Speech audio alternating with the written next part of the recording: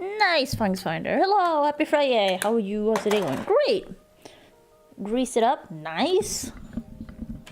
You'll be biking soon then. Claim all. What is this? Oh, Elsa. Elsa.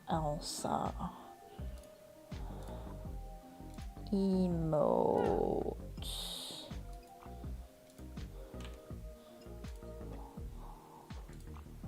Sure.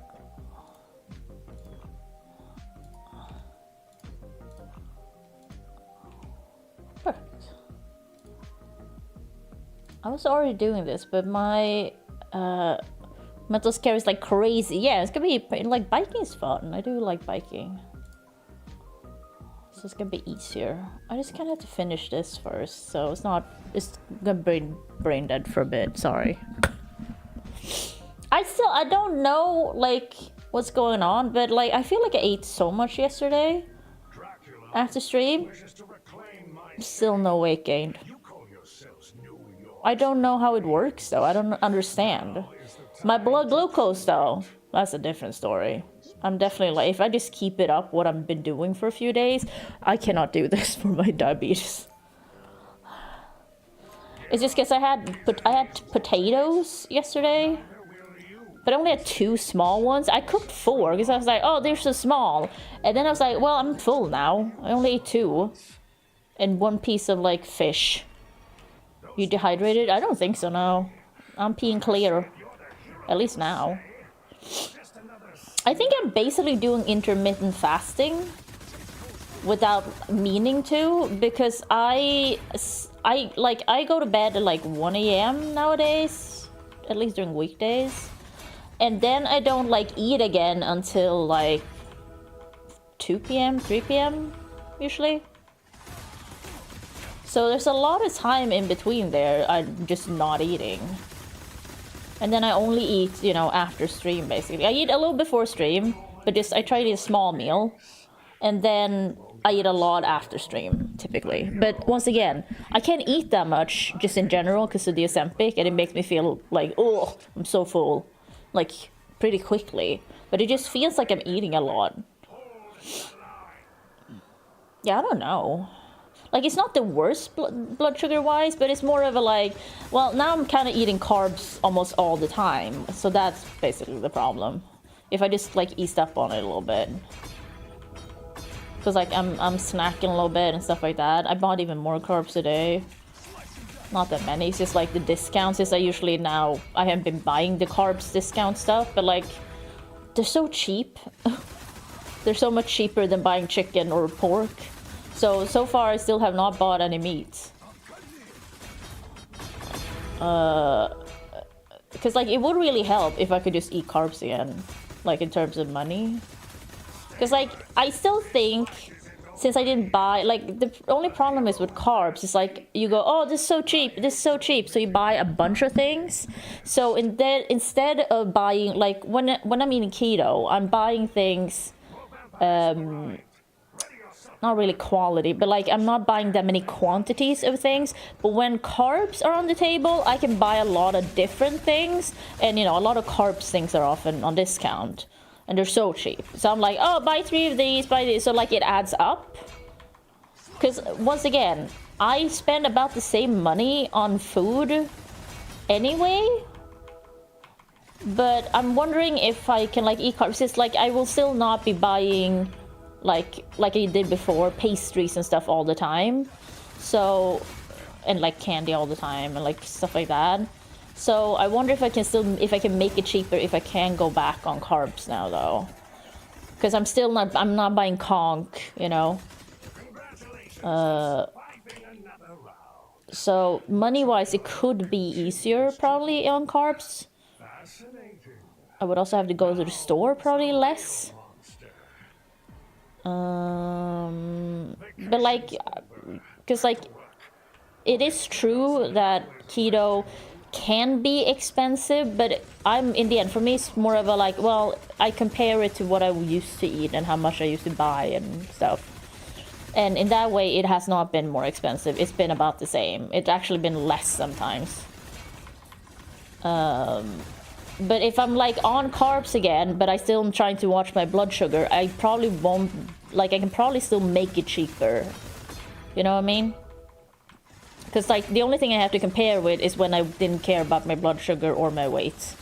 Like carbs, when I buying carbs. Buying carbs.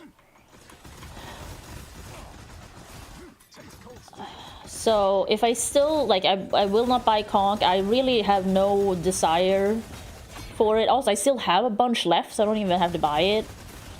I will save money there. I mean, technically, I will say I did not save any money on that when I was on keto. So technically, because I wasn't buying conch during that time either, but it's still, since it was the same, I didn't really, how do I put it? What the fuck? Oh, I was like, what? Because I bought conch for maybe like, well, when there was a discount, I bought conch for like $50, like in a month sometimes. Oh, this is a difficult combo of bosses. But since, even though I stopped doing that on keto, I was still spending the same amount of money as I was buying conch.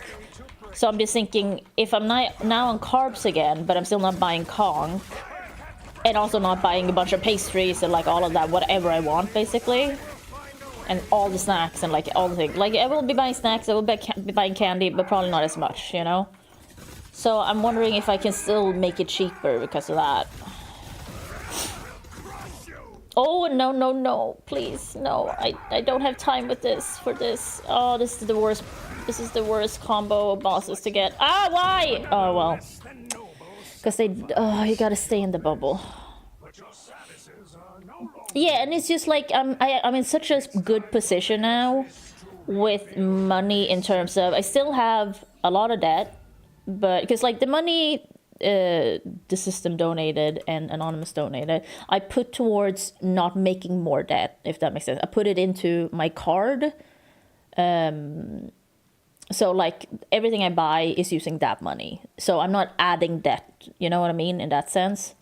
I mean, I am technically adding debt, you know, but I was running out of money I could use on the other card, so I didn't have to use Klarna. So I put like $300 into that card.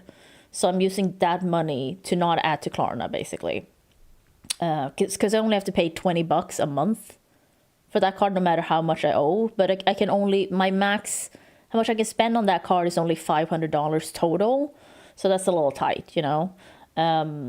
But I have not added anything more to Klarna, basically, which is mainly my point. Like, that's what I most likely will want to try and avoid.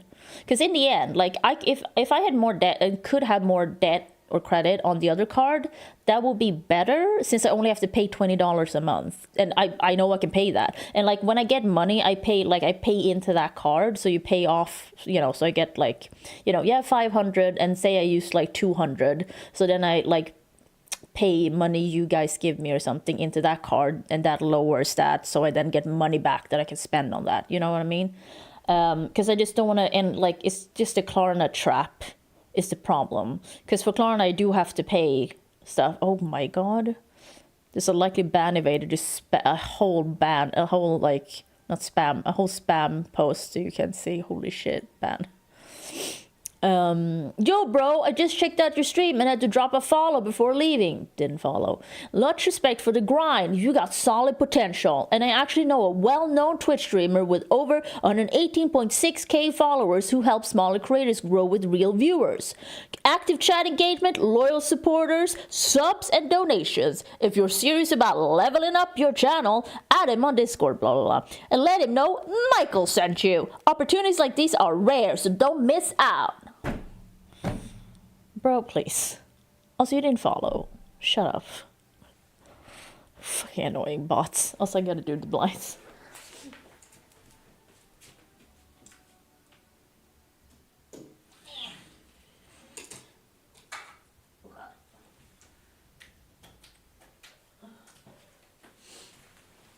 Oh god.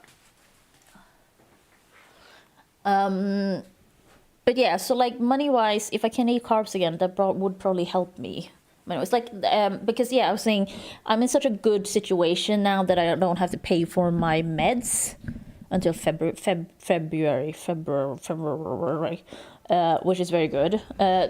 Sadly, now my free healthcare is running out in like 2 weeks or something, and I try to because I have an like sick leave meeting, and you know it'll cost $30 for like a 5-minute visit, and I fucking hate it. I think it's so stupid because you meet a specialist. It's like, yeah, but she's not doing any specialist work though, let me tell you. So I have to pay $30 for that visit. Because I tried to reschedule it so I could do it earlier before my free healthcare runs out, so I got a little more time, but there was no time available for me. Or like for anyone, I guess. They are usually booked up, so that didn't surprise me. So I will have to pay that, and that kind of burns a little bit, of course. But at least it's not, you know, like for the medication. The medications are the worst cost. Because I only meet the sick leave doctor every 3 months. But it still just feels really bad that it costs $30 for one incredibly short visit. But I have to do it, basically. I have no choice. Well, I could not do it, then don't get extended sick leave, I guess.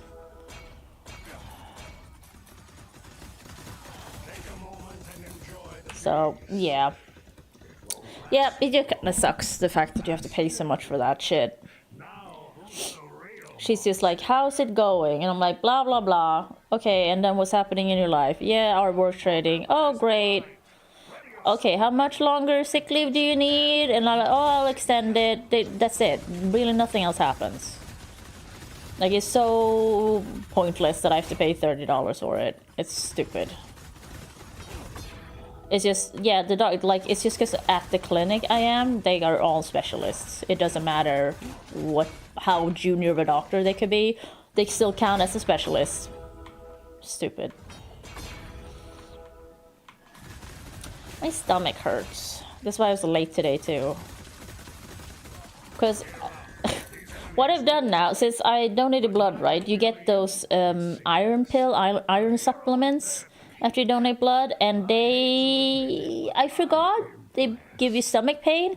I remember they give me diarrhea, but since I'm on Ozempic, I was like, it's probably not a problem. It really hasn't been a problem, but the pain, I forgot about the pain. Because it can irritate, like, the digestive tract or something. And I'm so bloated. I look so bloated. And I was like, oh god, and I gained weight, and then I stepped on the scale. It's like, no, it's not the weight, it's just like everything else. Also, still, the Ambien is leaving my body, so like my stomach is all weird. Like, it feels like I'm constipated. It's that kind of pain that I get from the supplement, so it just feels like I got a big, like, lump in my stomach, but it is just the iron supplements, because like, it just hurts. And they even changed it, because before they said, oh, you should take one like 2 times a day, the iron supplements after donating blood. But they've changed it now, because apparently it's better if you take them every other day for the absorption of the iron. So I've been doing that. But yeah, the pain. But also, since I'm constipated, I was like, yeah, I'll just take them. But I'll follow, like, and do every other day. But since I'm on Ozempic, I'm not as afraid of diarrhea anymore. Because it makes me so constipated, as we know. And be bad. And yeah, the problem is just like, it's been a lot this week, like, you know, with my dad's house and the conservator. Like, I woke up really early. I woke up like before 8 a.m. It took a long time to fall asleep yesterday. But I woke up and I just like I was super awake, so I just went out to send the keys to my sister, so I did that. And then I did manage to sleep some more after I came home, so because I was like, okay, I'll try and take a nap when I get home from doing this, because like I need more sleep. So I managed to do that, which was very nice. Because now I can't do anything more. I think it's kind of, you know, the fact that I sent the keys, I'm like, well, it's out of my hands now. Like, there's nothing else I can do from here. But yeah, I've been having some sleep problems this week for sure. Like, the falling asleep always. I mean, it's both. I've been waking up earlier too. But the worst part is always not being able to fall asleep, I think. Because like, I've been taking my normal sleeping pills and stuff, just still nothing. So that's why I've been taking Ambien a little bit, because I was like, well, this ain't happening. Oh, that's also what I did. I asked for, because I was on magnesium for a bit, like way back. Or what, I say way back. I don't know if it was early this year or last year. Because magnesium can help with anxiety and sleep and like other stuff. Like, it kind of depends on what type of magnesium. There's different kinds. But it gave me diarrhea, which it can do. So I had to stop it. But now, since I'm fully on Ozempic again, I was like, well, give me that magnesium again, and we'll see how that works out. So I'm just taking all the things that otherwise gives me diarrhea, just to see how far I can push this. Because in the end, I do need a little help now, since I'm just hella constipated all the time. So I was like, yeah, just give me all the things. Why not? Let's try it out. And so far, well, I haven't taken the magnesium yet, because I think that, yeah, they just like sent the prescription today. And I called my dentist to renew my prescription of toothpaste, and she's doing that thing again. Like, I don't know what's going on with her. It's been like this for a while now, like years, where like I call her and go, hey, I need a renewal of my prescription, and she's like, yeah, I'll do that, and she doesn't do it. So I have to call her again. And I think things are going on in her life or something. I don't know. But she's like, this has happened many times now. So, and I like her. I have no, that's fine. It's just kind of, it's a little annoying, of course. But it's like, it's just like, what? Because I also feel bad for like being like, hey, send my prescription. You said you would, you know. Because I don't want to be a bother. Uppers and downers, yeah. But that's what I mean, like, I'm thinking if I take all these things that usually give me diarrhea while on Ozempic, maybe that will make me regular, you know? But yeah, I gotta take my iron supplements. But I have told them in the past that I usually, like, I usually, they give you two. They give you like two, what do you call them? They give you two. But I was like, I usually just take one of them and then I stop. Because, like, it fucks up my stomach. But that was when I used to get diarrhea all the time. But now, since it gives me pain, I don't know, I'll probably still just take one. Like, my hemoglobin, or whatever it is, they always check it every time, and it's always really good.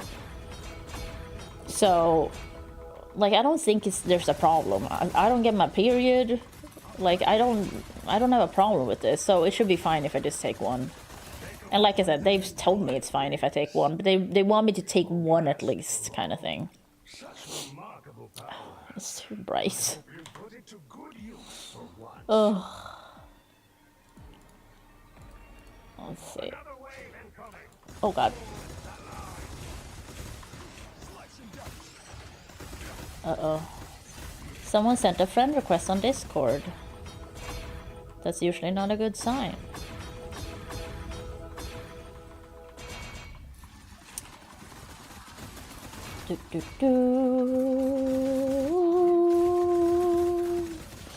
There's a new, well, half season of Marvel Rivals today that I don't care about. Because they released The Hood, which is a Vanguard that's not for me, because he'd be shooting things. Hey, Sick, I don't know who you are. Are you the Michael person? The Michael? I don't know who you are, so sorry, I'm not gonna accept if you're here. She, her. No other information. Okay, great. But yeah, if I don't know you, I ain't gonna accept a friend request. Absolutely not. You can DM me on Twitch if you want to. If there's something and you really need to get a hold of me, which I doubt.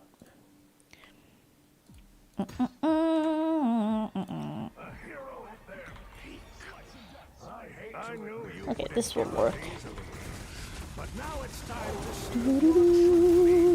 I was hanging out in Boopy's chat before. That's a really cool community. And Boopy's really cool.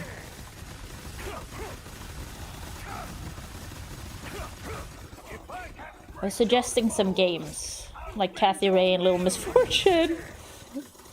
The Telltale games, like The Walking Dead.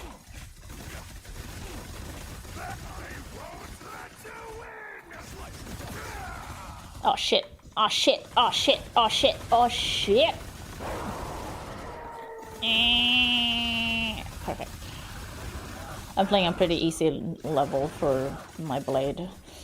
I can play this blade solo on at least, I don't know, 280, 290, level 290, like without issues. So this is just pretty easy. I have to check it out if it comes before you. Oh, Boopy stream? Yeah, Boopy always streams before me, so that's why I can never raid her. I don't know what their pronouns are, but so I'm guessing. But that's why she raids me instead, I guess. Let's see. Okay, how much more do I have to do? Oh god. Yeah, I should say they. I was thinking that, but that's also it does feel so impersonal to say they. Not that I'm like friends with Boopits, but like we've talked enough that I feel like we're acquaintances kind of thing. To reclaim my city. You call yourselves New York's guardians. Now is the time to prove it. Perfectly fine in English. Oh, okay, interesting. I just wish we had, because like the word that we use, we don't use they. We use, you know, like we talked about this before. We just like if you had a she, he, like you have she and he, right? So we have, you know, the same in Swedish, of course, he and she. But then we like smash those words together, and that's what we use when we don't know what someone's pronouns are. And it's very casual, I'd say. On the other hand, it kind of excludes non-binary a little bit, of course, but I don't know how they feel about it. But yeah, if you don't know, because like it's more casual. I feel like they sound so like distance creating. Oh, they.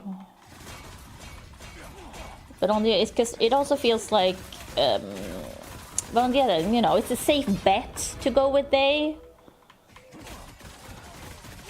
So,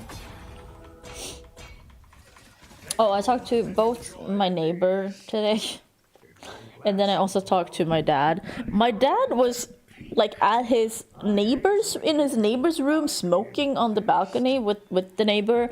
The neighbor's like Middle Eastern man, and it's very strange whenever my dad's like with someone else and I call.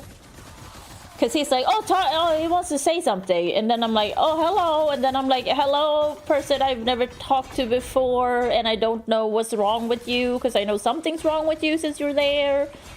And he was very nice. He's like, oh, I'm nice to your dad. I'm like, great. And I'm like, we're friends. I'm like, oh, that's great. That's very nice. Yes. And I'm like, oh. It was very short, but... And then I told him, like, about, once again, I told him, well, I can't call you on your phone, because he also complained, oh, the neighbor never calls me. And I'm like, you talked to him just recently. He's like, no, I didn't. I'm like, yes, you did. I know you did. He's like, well, I don't remember that. I'm like, yeah. But I also said, well, he can call you, because you can't receive calls. You've done something to your phone. I try to call you at least once a week, which I do. And it's been like this for months at this point. He has done some setting on his phone so he can't receive calls, but he can call people. So I explained that, and he was very clear on that he lives there now. So that was good. That was positive. But then I told him, because he talks about his car again, and I'm like, the car is at, you know, I told him the old address where he used to live, right? Where the house is. And it's like, why is it there? I'm like, well, because he finds that weird since he now doesn't live there anymore. He's like, oh, the old address. I'm like, okay, well, that's positive that he realizes this. And I'm like, well, because I had to tell him, well, the house isn't sold yet, but it's gonna be sold very soon. He's like, oh, like instantly, oh, can I just sell this here and just move back then? I'm like, no. So he still thinks about it. He still really wants to move back, clearly then. But he has at least kind of accepted, I think, that he lives there. Well, from time to time, of course. But we're getting there. We're getting there. Hopefully. Because I'm like, the house is going to be sold very soon, so no, you cannot move back. But I said the car is still there. I was definitely going to get dementia if he doesn't die at 76. Oof. That's when women in my family die. That's pretty early, yeah. I mean, do you have dementia running in the family? Because otherwise you might not get dementia. Also, tell her to do puzzles and stuff. Do puzzles, memory games. If she does that now regularly, she can like stave it off. Not like cure it, of course. If it's in you, it's in you. Like if it's gonna happen, it's gonna happen. But like you can push it as long as you like start early and like regularly keep your brain active. Like going out for walks is good. Don't just be sitting around like watching TV, basically. Like getting enough sleep is important, stuff like that. But yeah, just like doing puzzles, memory games, stuff like that really helps. If she just does them regularly. So if you think she's at risk for dementia, that is kind of what you need to do.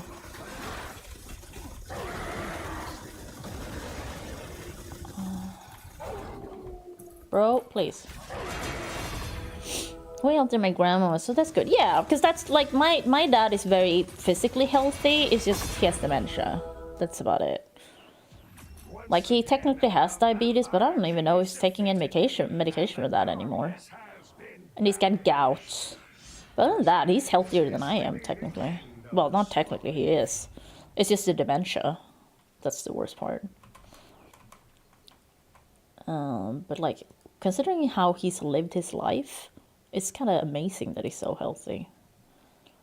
Wait, how? Okay, I did it, but now I need to do normal shit. Oops, wrong one. Wait.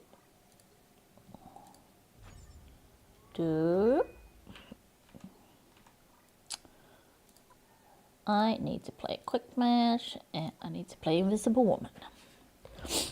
Oh, I'm so bloated. My stomach's so big. Ugh. Like I'm like, ugh. But yeah, like I that's what I mean. I don't. But yeah, like there's so many things going on inside now, so it makes sense that I'm bloated. But also, carbs very definitely makes me bloated. Is also what I've realized. Because like as soon as I start eating carbs again, the bloat just like, bleh. Because like I feel like I'm bloated on and off anyways, but with the carbs it's even worse.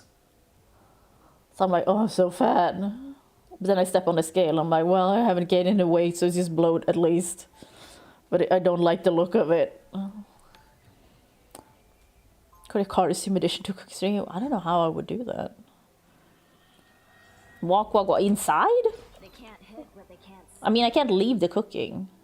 Or do you mean like cook first and then eat and then go out for a walk? They'll be coming in 30 seconds. But that would be difficult to do, since I would then have to go a little bits away, since I don't want to show where I live. All of this with being a mom. So that would be difficult. For starters, I have a fantastic support system. Reed, Johnny, Ben. 2 types of new streams? Okay.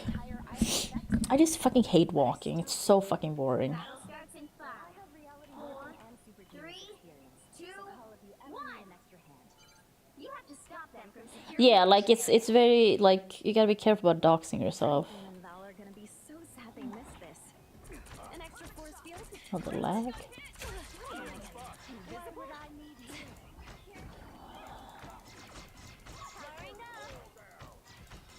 If I lived where I lived before here, I could have gone to like the park and we could have gone and like seen animals. That would have been cool, but I don't live close to there anymore, so.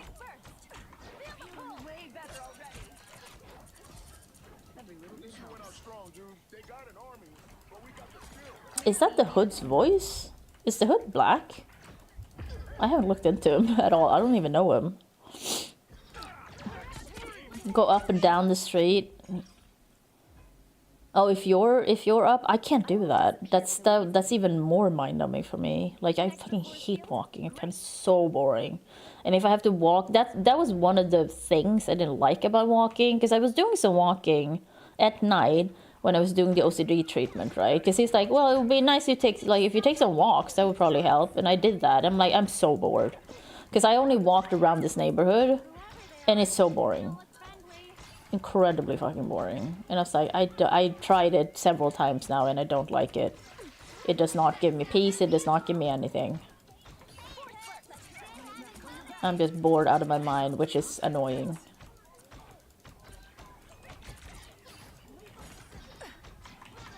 Feeling fantastic.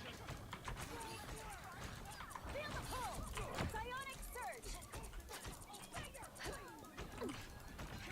Help never hurt. Well, I used my thing. Yeah, that's why I like strength training, because I feel like I'm doing something. Also, the fact that I can just do it at home, I don't have to go anywhere, just means I'm more, like, actually, like, it's more likely to actually happen, and it does happen. Because walking is just like, well, yeah. You're just like walking, nothing's happening. Even if you're listening to something, it's not enough. Because it's not enough, like, I just don't feel like I'm doing enough. Shh. What? Where did you do that? Oh, is he Spanish? I don't know anything about the Hood. No worries. I've got your back. Yeah, I use podcasts and stuff when I'm like going to the city or, you know, running errands basically. But then I'm also doing something and I have a goal for going out. Like, I don't mind if I were to go, like, if I had somewhere I knew I had to walk to, that's fine. But it's the aimlessly walking that's always the problem.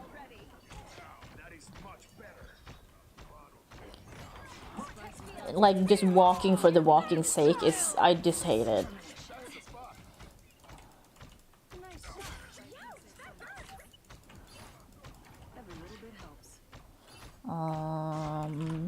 Yeah, folks, we're all different. I just like intense. I like to feel it.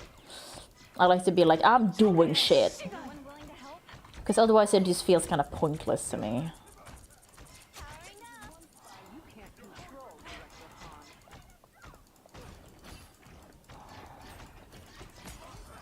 Because just walking does not have enough going on for me to be like, be able to just kind of be like, yeah, this is a nice walk. I'm just like, well, I have to do this and this and this. Like, there's not enough going on. And that's why, like, working out, it's like, oh, this is tough, oh, this is heavy, or like, oh, I gotta count, you know, I gotta count my reps. Like, there's always something to, like...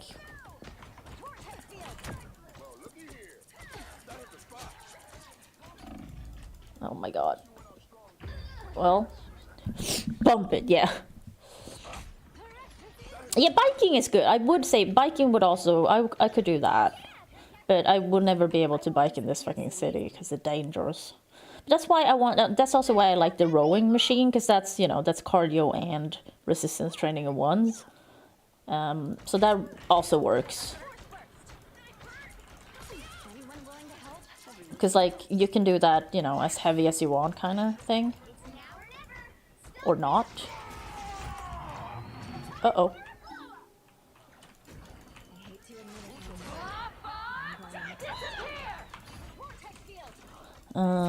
So, like, in the future, I don't know if I have the space. If I could buy, like, what do you call it? Like, a, not collapsible, but, like, well, kind of, a rowing machine, I would want that. Oh, that's his ult, I see.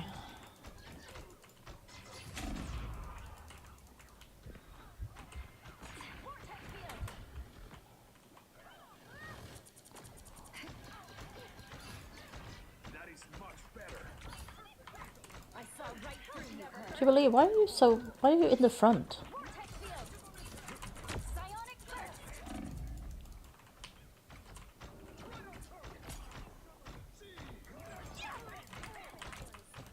Fire mode. I keep forgetting I have the team up thing. Feeling fantastic.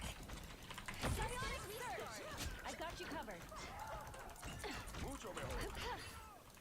That topped me off. Get her! Nice.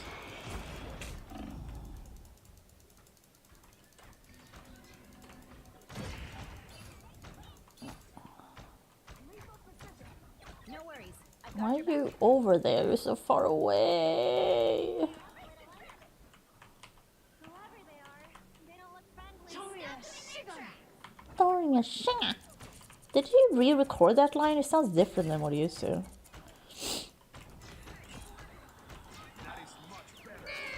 Uh-oh. No, thank you.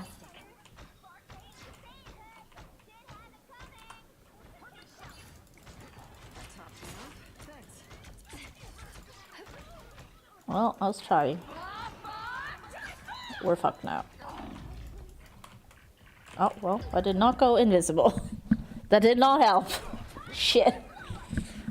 Oh well. We held that for a bit.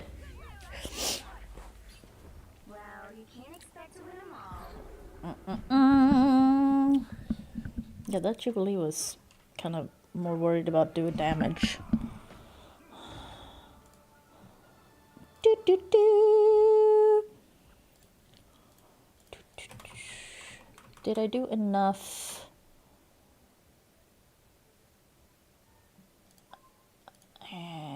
Okay, I just gotta heal.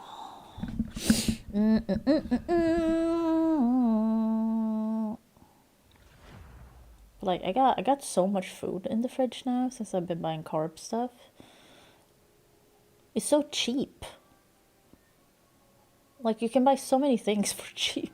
Well, the discounts are so cheap. Right heroes could make all the difference. We are Cloak and Dagger. We are hope and fear.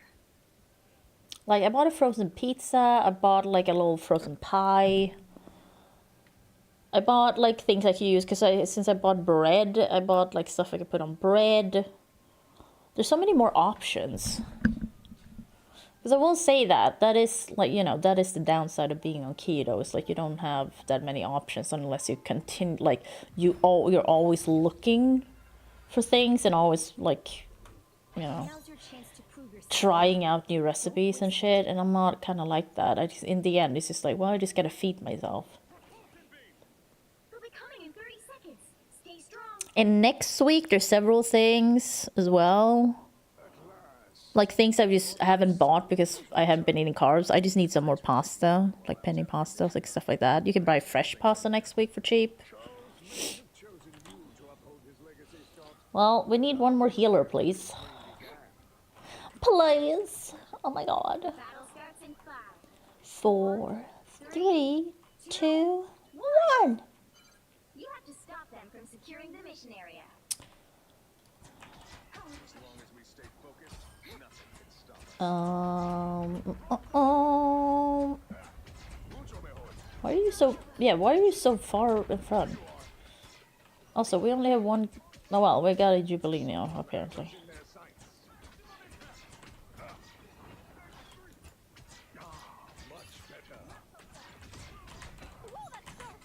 Woo, that's dark!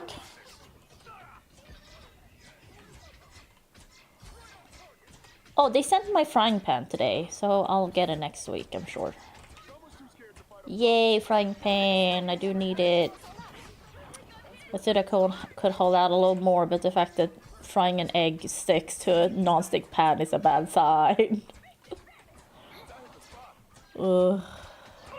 Oh yeah, and then I got the instant ramen I bought the other day. Like, you get so many choices. I was like, also the fact that I haven't boiled potatoes in so long, I kind of forgotten what temperatures or like the button, what do you call it, the knob on my stove. I'm like, what do I usually put the potatoes on? Like, you boil it up and then you gotta lower it, and then I'm like, but what do I usually use it? Like, what do I use? I figured it out, but I was like, well, I need to up this because this is not enough. Like, I was like, well, this is... How do I boil potatoes? Never miss. Hey, everybody, you supposed to go, ah! I'll be healing. We'll be healing. Where are you? Stop. I'm trying to heal. Stop running away from me.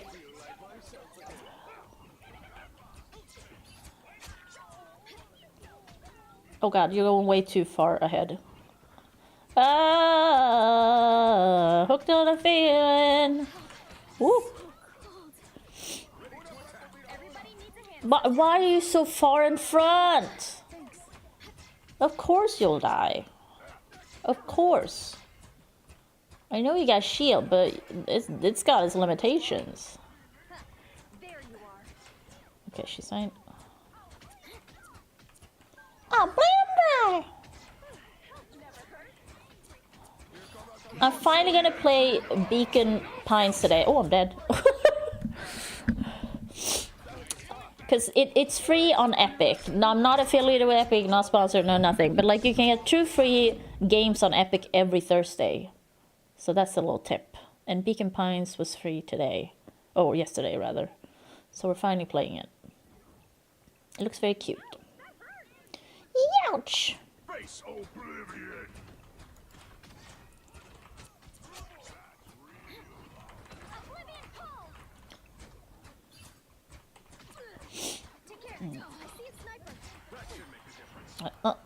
Didi, what you would about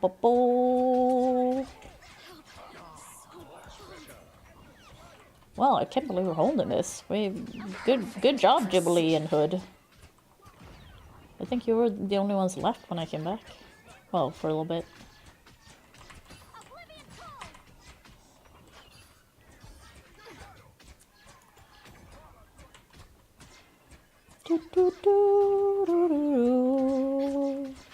All in a day's work. I listened to Ariana Grande's new album, Pedal. I did not like any of the songs.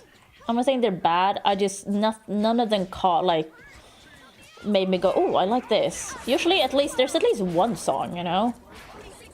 But no, nothing.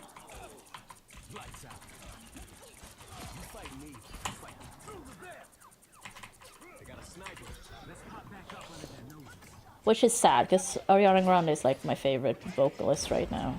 Don't get me wrong, Whitney Houston and stuff otherwise, but like in terms of who's like most active, or I don't know. Because you got Mariah Carey and stuff, of course. But like I love Ariana Grande's music usually, but none of the songs on Pedal made me go, oh, I really like this. All of them were like, well, this is kind of nothing to me. Which is sad. But like she has enough success. She'll be fine. But it all just sounded like music you'd hear like in a store, or if you're at the gym and it's just playing in the background kind of thing. Nothing was there to like hook you. Because I was like, I probably like at least one song, right? Come on, and then nothing. I'm like, oh.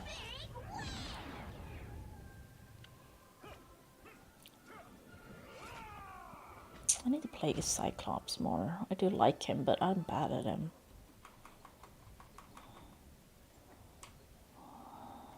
Okay.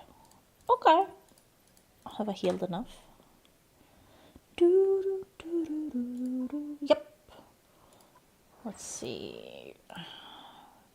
Time to do Dead by Daylight. They actually did, I will give them this. They've done this event and you can buy it with units, so you don't really need real, like, the premium track.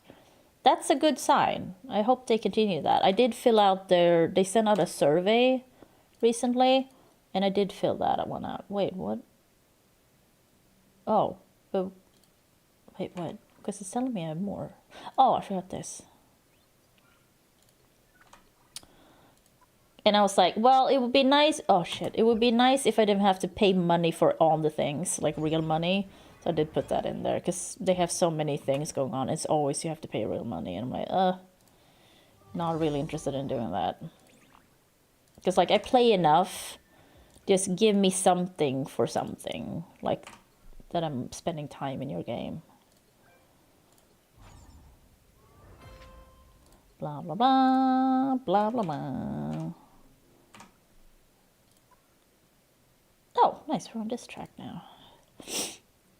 Yeah, they give freebies, but it's not like every event is always, oh, you want the premium? You gotta pay real money. You gotta pay with lattice, gold shit. And I'm like, well, but then I will have to pay for the battle, like, but I'm already paying for the battle pass, and then like you can spend so money on rivals just on like all the events they do. Don't get me wrong, I like that they do a lot of events, but they should have a little bit more where you don't have to spend real money on the game.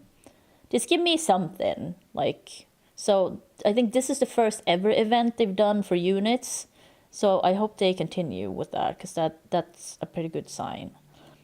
Oh, is it? Oh, Deathpool. Where's Deathpool? Deadpool. Why is it saying Deathpool? There it is, Deadpool. I never play him. I don't think I've even never tried. He does not seem like he's for me.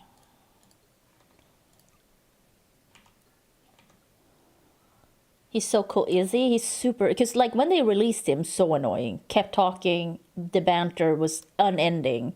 They fixed it later, but I'm like, I'm over it. I don't want to play this. I'll see, what's it going? Yeah, no, don't get me wrong. Like, of course they should do things for money. I'm just saying, like, they're doing too much stuff that they need for money. Because like when you buy the battle pass, you do typically have to pay for that, even if it's not much. But it's more of like, look at all these events. All of these will require real money to get like the premium shit, right? It's just this now. Because like this one, if you want the stuff, this costs money. I can't remember, this costs money. I can't remember what you got from this. Wait, which one is that? This one costs money, did it? Actually, no, this was actually a freebie in that way. But like they do so many events on like for all the extra skins and stuff. And it's like all of them are for real money, and it's like a little much. This is for real money. Like, and I'm not saying, yes, it's like, you know, they gotta make money because this is a free game. I understand this is how this works, but it's a little much, that's all. It's just like, give us one event where we don't have to spend real money, you know, here and there. Like once a month maybe, or once every other month, like something. And it, you know, obviously it doesn't have to be the best rewards or anything. It's just, I feel like it should be on the table as a thing that they consider at least, and they've only considered it now. This is the first time they've done it, but I think that's a good start. I think that's good. But I also think, I don't know how Marvel Rivals numbers are doing, because I feel like a lot of games are struggling now. Like they can't retain their players. So there's been a lot, I feel like there's a lot of desperate measures going on in things. Where I'm like, well, that's also not great. Roblox is doing well. Well, there's a never-ending stream of stupid children. I don't know what to say.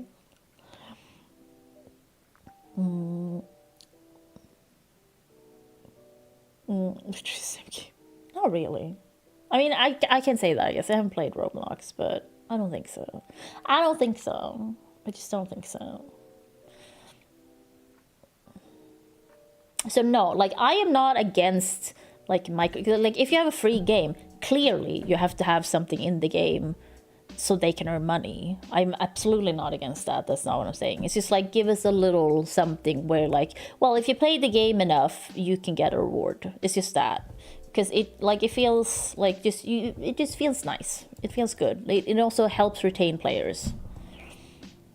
Just like, oh, you're getting rewarded for just being in the game. Because like, I think that's the thing, that they're doing the, what is it, the like extra units in Marvel Rivals, or like during the weekends now, and they've done it for several weeks now.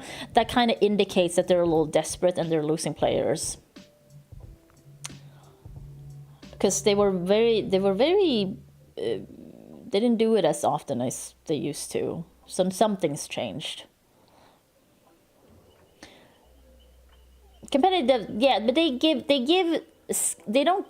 doesn't the ranked only give like a standard skin, but it's a different color? It's not like a specific like competitive skin, right?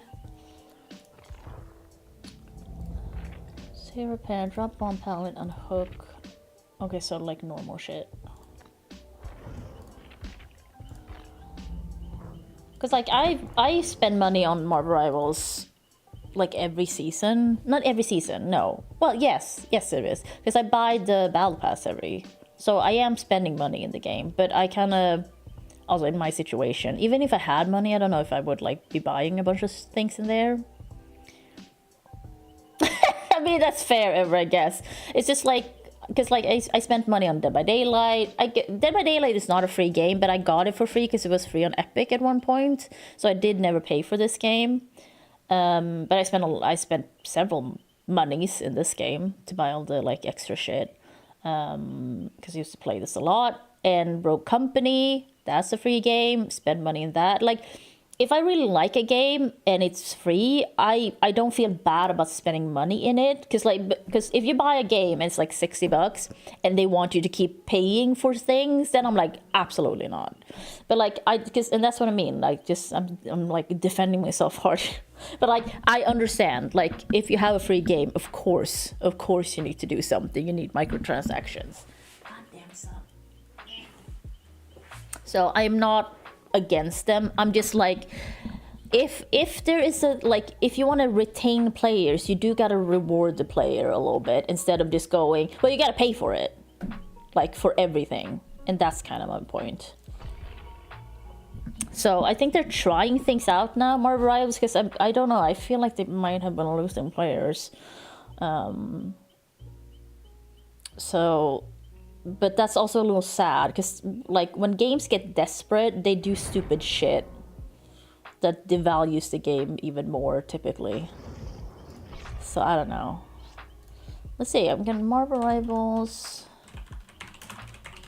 player. So what would you call it? Steam charts.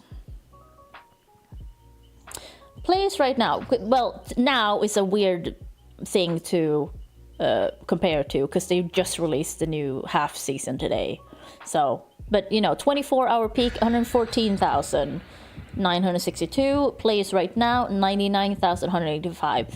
All-time peak 1.6 years ago, 644,269.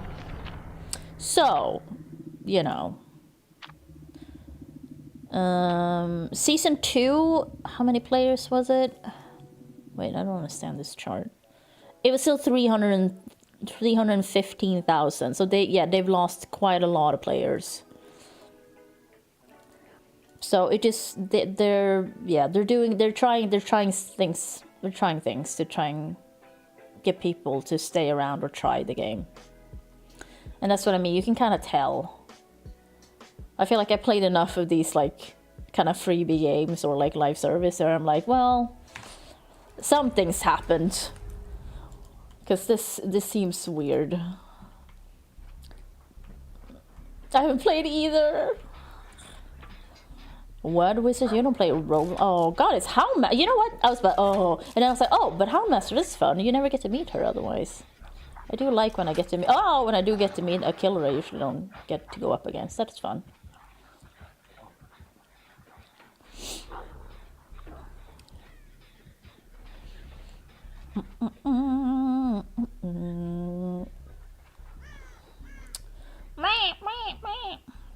Did she not? Yeah, I was like, did she not find that Ada? Because she was just there. I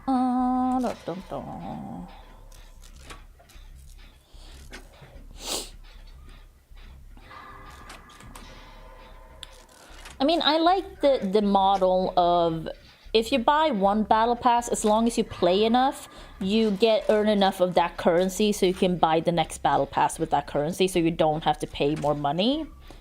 I do understand though that not all games can do that, and you know, they do want to make money in the end. But that is like, because DBD, I don't know if it still does. I haven't paid for the battle pass in DBD in like ages, so I don't know how it is now, but it used to be like that.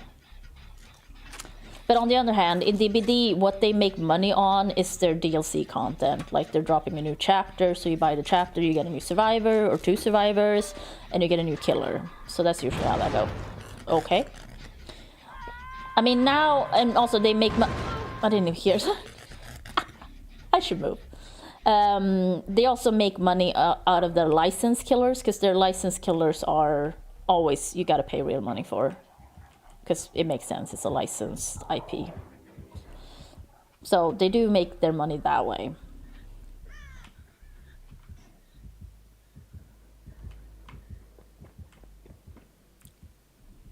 Hey Trilio, how's it going?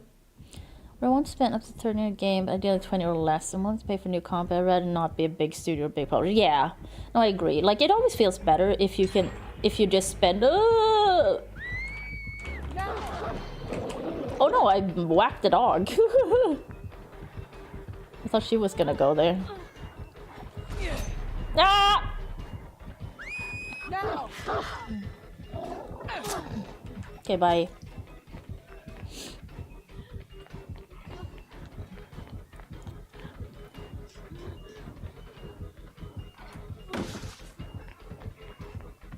Fuck, there's a hook right here.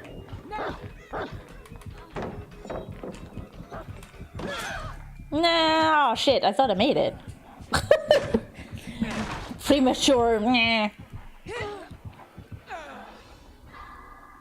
Damn, there's a hook right here. Yeah, I mean, it always feels, you know, both you want a deal, but also in the end, I would prefer to give money to like a smaller dev, you know, smaller studio or something. Like, I typically don't buy... Have I? Of course, but like I try not to buy like the newest games from the biggest studios like on release day. I'm usually like waiting a bit.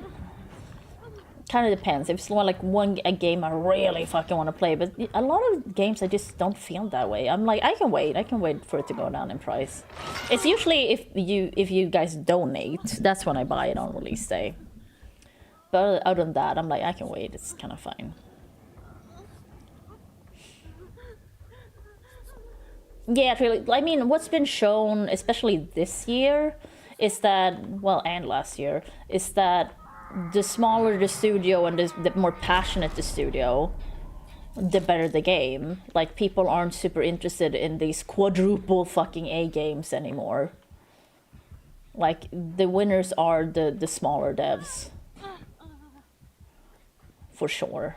That's just what's been shown. That's the trend right now. But yet, still Sony's like, hey, let's make another live service game. Because they can never learn. I don't understand. People keep making live service games, and I'm like, well, good luck. I understand that with dev time, when we hear about them, they've already been in production for a long time, probably, at least 1 to 2 years. But it's also like, well, you've had enough time to see what happened. You probably should have stopped it earlier, or just been like, well, we should make this game.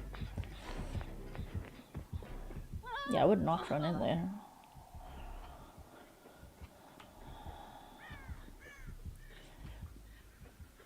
Because how many games have died now because, like, they persisted with a stupid idea?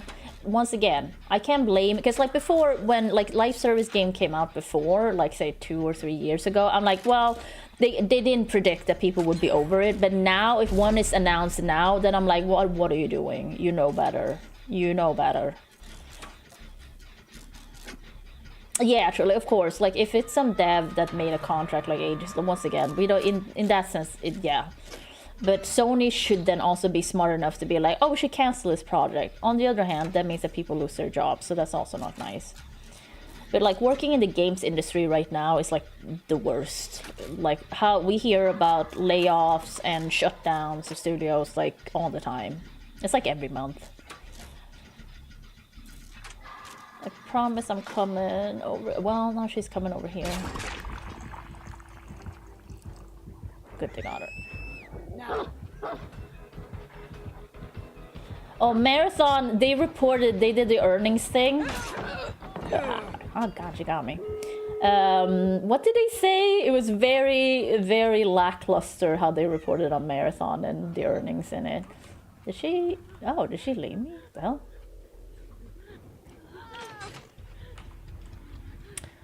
What was it? I'll find it.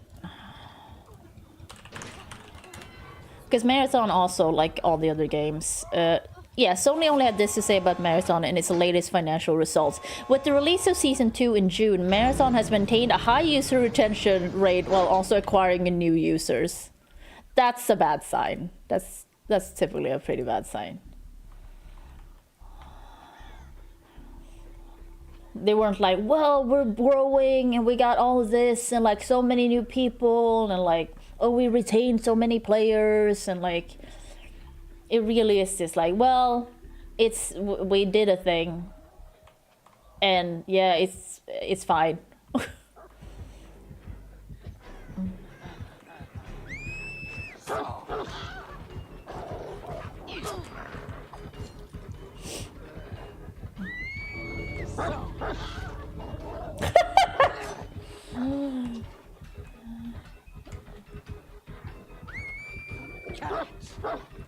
Oh, she missed.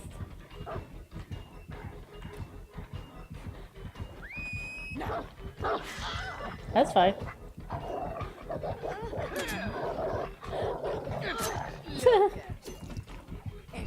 There we go. I was like, can I not go out?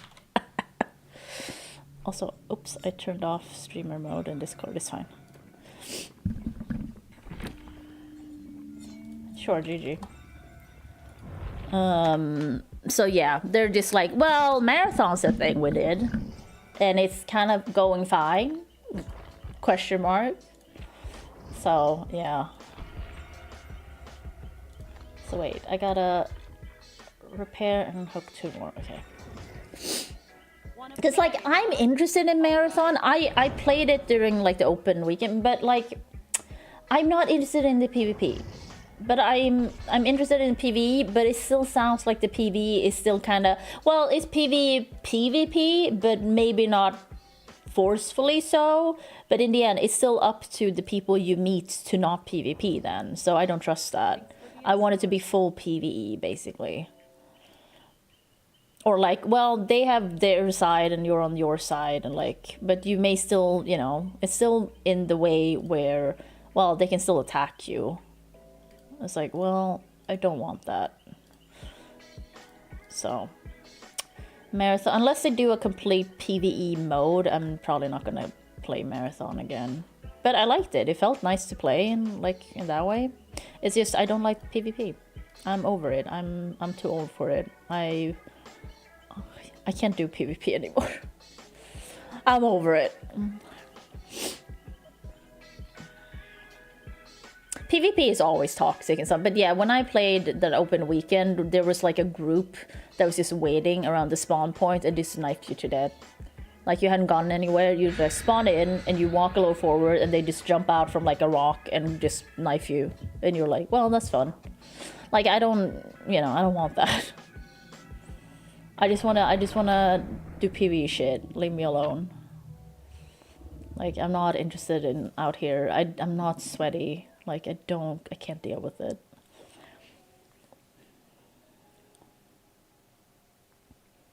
Yeah, true. I didn't used to mind PvP as much, like when I was, well, much younger, I guess. I used to do a lot of PvP and like, WoW, back in the day. But I can't do it anymore. I'm so over it. Like the most is like this, you know, it's a Dead by Daylight. It's not really the same as like straight up PvP though. Like I can play casual PvP. Oh, it's Nemi or Wesky. Yeah, rivals, but that also feels casual since I only play QP. I don't play ranked. If I were playing ranked, ugh, that would be bad. I don't like it. That's what I mean. Like I can play casual PvP, but I don't wanna like where? Okay. Did you see me? Where are you? You got such a big terror radius, Mr. Wesky. I don't know where you are. Well, he's coming after me. Oh, he's right there. He's just standing around. Okay. Well. I was like, is he moving? No, it's me that's moving, and he's just standing.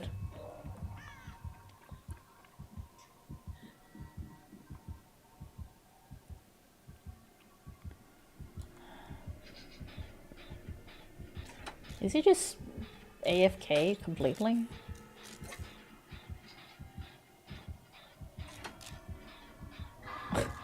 Okay, extra blood points for me, I guess.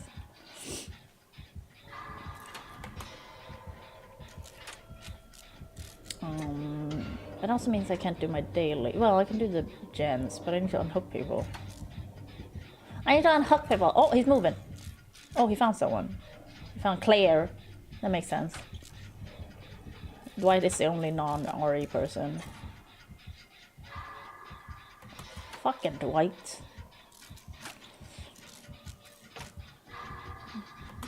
No, but like I used to play Sweaty Killer in DBD too. Like I used to be Killer main. And I'm over it. I'm just tired of it. I'm tired of playing against real people in that way.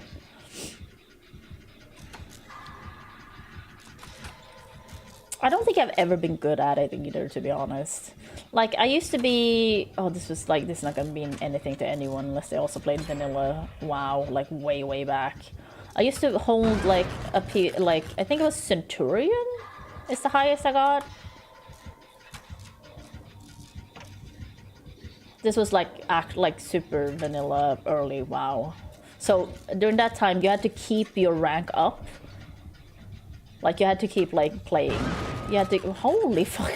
You had to just keep on doing PvP and keep your rank, like, if it was every month or something. So I played a lot of PvP to keep my rank.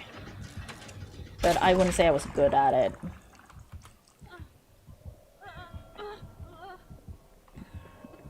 Yeah, truly, no.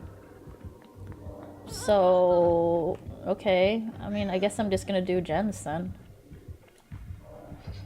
I don't know what's happening.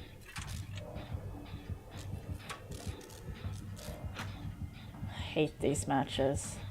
This is also why, like, PvP is so terrible, because, like, the community is usually... Like, any PvP community, I think, is toxic. I don't think there's... Is there any game out there that's PvP that people like, oh, the community's so nice, no one's bad in any way? It doesn't exist. Like, if there is some way to be toxic, people will be toxic. This is, like, their way. This is what they think is fun. This is what they want to do because their life is shit. You know. Or they just think it's funny.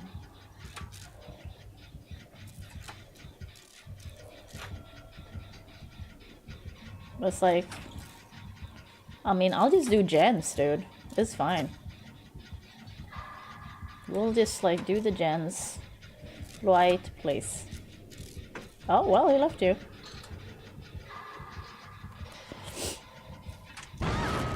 My god. What did she do? Did she murder your family? Like, what is happening? Y'all can play over there. I'll just do the gen so we can get out of here at some point. But I do need to unhook people, so this is also like, this is the worst match. Oh! Maybe it was... Now everyone else is around there, though.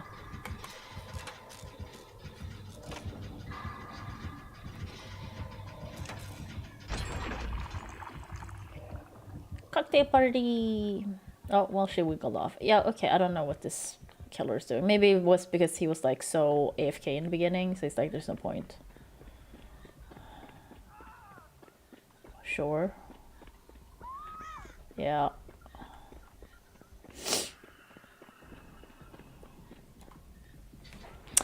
Okay. I thought I had it. Dwight, please also don't you get downed. Okay. Embarrassing. Oh, Jesus. Jesus.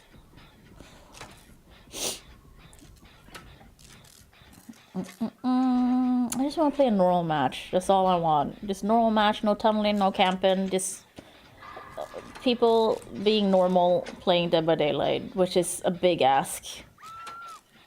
If you know Dead by Daylight, you know that's a big, big ask.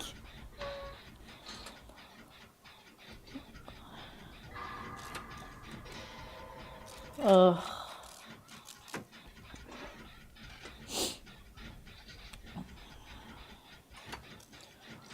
Kumbaya, my lord, kumbaya. Well, great. Fun. So if I run in there now, he's gonna get a free 4K. Which might not have been his thought, but the temptation will be there. I know it. They're also shaking their heads, so they don't want to be picked up.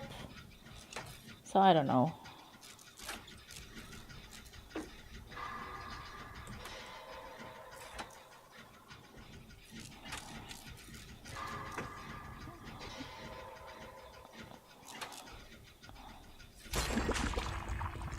I don't know about this. I mean, I'm just gonna leave them.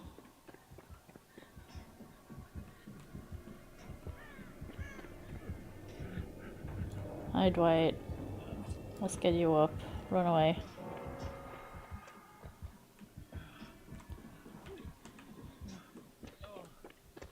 Do you want heals or nah? Okay, that's a nah. This is what I mean, like, you can't have a normal match in DVD. Because, like, this is also the problem. People in your team, in the Survivor team, they just be doing shit like this. They're like, no, I don't want to be picked up. No. I don't want to help. No. Like, what are we doing? Why is the DVD community like this? Don't get me wrong, it's an old community. DVD's 10 years old, but like, come on.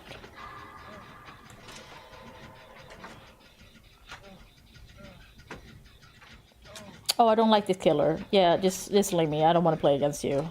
But I also don't want to get dinged for leaving, so I'm just gonna give myself up. Yeah, it's just not that much to ask. Like, you started the game, you started a match, and you're like, oh, I don't like this. I don't want to do this. Oh, I don't like this killer. Oh, I got downed instantly. Well, I don't like that. I'm just gonna do nothing. Like, what? So strange. Just so strange. And now I have to play another match. Because we had a non-normal match. I just don't understand. They were clearly together. So they're like, well, I don't want to play against Wesker, so let's just get down and, like, tell them no, we don't want to be picked up. I don't get it. I just don't. I just want a normal match. That's it. I don't think that's asking for too much. Oh, let's switch to get me tunneled out as quickly as possible. Because I have to unhook 2 people still. Tutorial machine. Okay. Tutorial machine.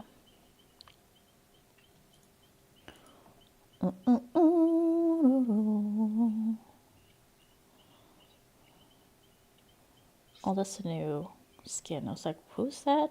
I was like, oh, it's Dwight. It's Dwight. Oh yeah, the Duskbloods things. If you sign up for Duskbloods, if you didn't like, the email has gone out if you got into the network test today. If you signed up for that. I hope that game is good, but I'm just kind of sure that the PvP is gonna not be for most people. Oh, Duskbloods. It's the FromSoft Switch 2 exclusive game. Souls, but it's PvP PvE though. Because when they introduced it first, I'm like, because it's basically, it looks like Bloodborne 2 kind of thing. But then you're like, well, it's PvP PvE. I'm like, and it's only on Switch 2. And I'm like, Well, fuck me, I guess. No, thank you.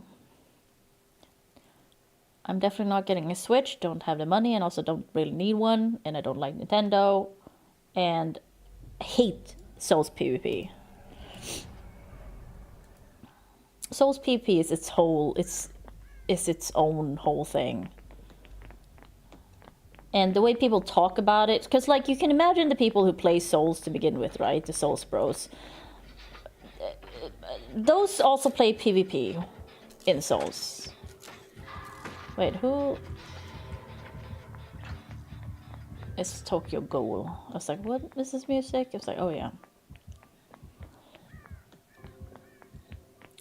So like a lot of PvP experience is gonna be like a lot of people who play Duskbloods are probably gonna be old Souls PvPers, and they're just gonna be ganking people.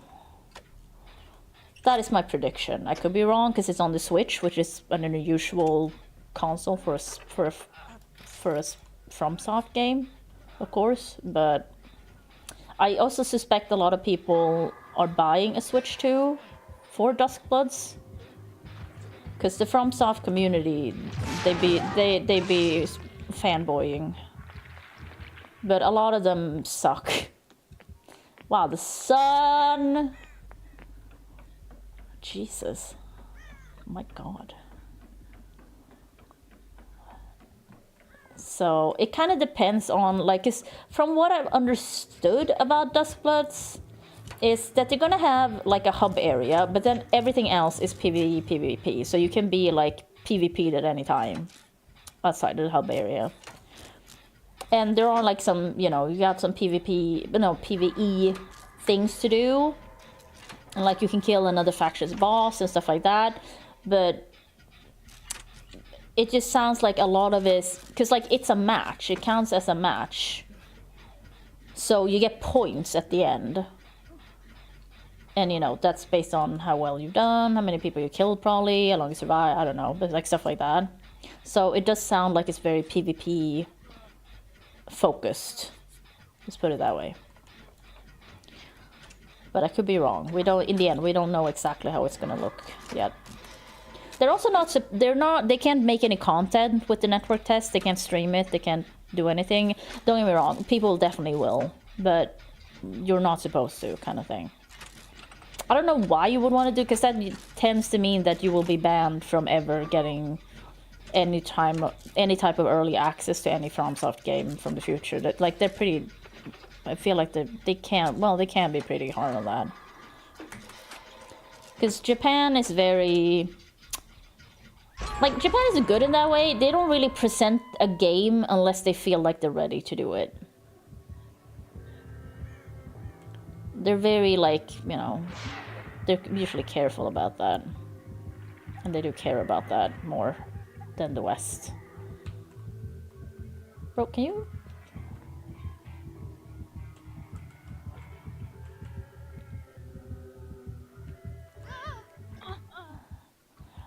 Probably not, Fungus Finder. The CPU prices are going up. The RAM prices, as we know, is already up.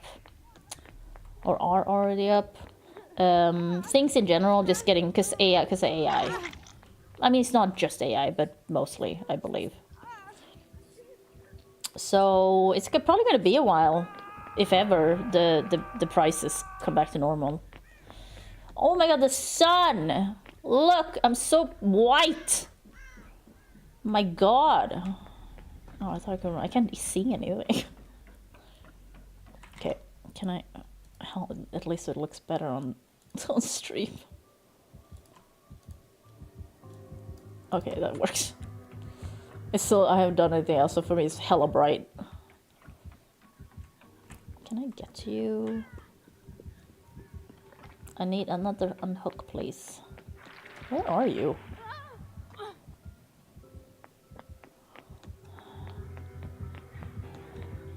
Uh-oh.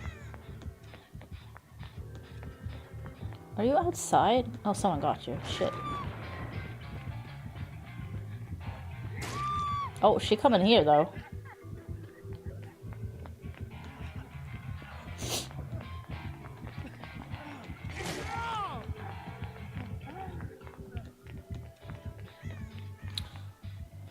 Guys, we fucked up.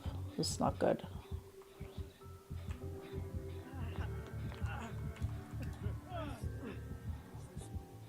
Oh, did he lose both of you? Oh, okay. But yeah, like, you know, the console prices are gonna go up because, like, so far, the rumors are that the PlayStation 6 is gonna be $1,000, and you know, all of the next consoles they're moving towards that. So we're in a bad situation. Gaming is like so expensive nowadays. I mean, it has been for a while. Don't get me wrong, but like, it's gonna get even worse. Basically, I don't know what is the PS5 now. Also now, you know, Sony is not making any more discs.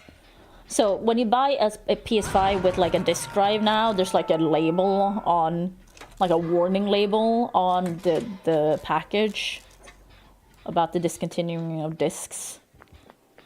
So if you buy a PS5 disc drive now, because like, is it also Blu-ray player, I guess? Something like that. But other than that, it's kind of pointless. The thing is, I can't really fault Sony for doing this though, because according to their numbers, 80% of their sales are digital. So business-wise, it does make sense what they're doing. I can't argue with it. I don't like it. I don't think it should be that way, but I can't argue with the numbers in the end, and like thinking of it from their point of view, it makes sense.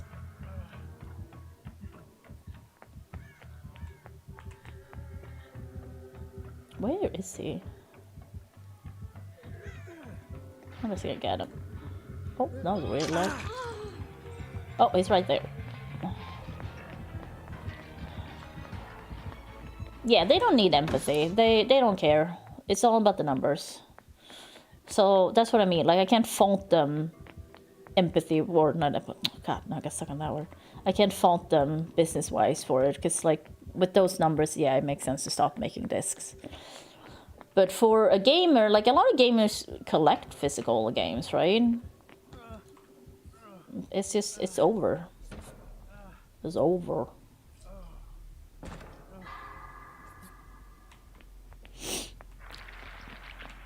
Yeah, Steam can take away, like, you don't, there's a lot of things we think we own that we don't own. We're just kind of, well, if Steam is like, well, Steam's shutting down, all the games you have on Steam, they're now lost, you have no access to them. Oh shit, he's over here. That's just kind of how that works, sadly. Oh, missed me.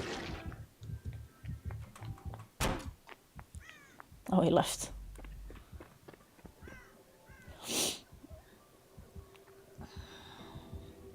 Oh my god, funny, did you see that in Louisiana, AI is now taking emergency calls? They're taking 911 calls. So that's comforting to know that they've implemented it that way. I didn't think that would happen, because that seems like not a great way to use AI right now. It's definitely not like good enough for that, but well, it's cheap, I assume. Well, I say that. What they figured out is that having AI is actually worse a lot of times, because it doesn't do as good of a job, and then like maintenance costs or like whatever. Like it's not actually cheaper many times, but initially it's probably cheaper, right? Because you can lay off a bunch of people. It doesn't get sick in that way.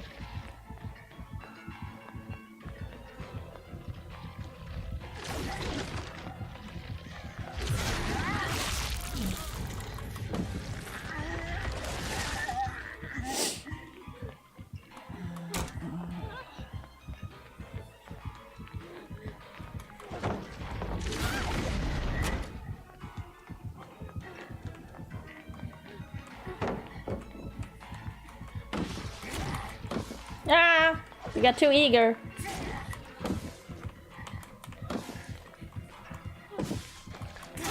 Oh, he got me.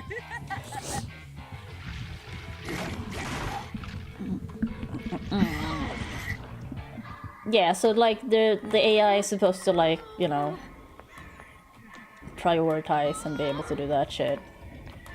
Which, yeah, I would not trust an AI with that shit. But yeah. At the North Carolina data center, like, yeah. Look. Thank you.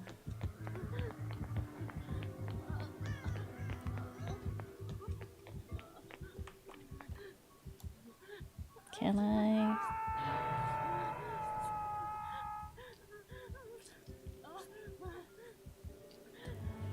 Oh, please don't hear me.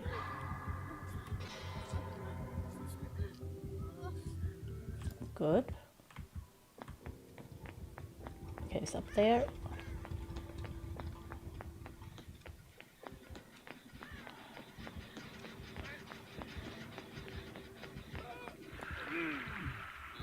Oh, he's coming back.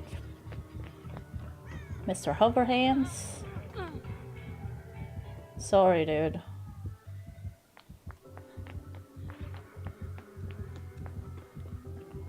He was hovering, though. Where are the gems?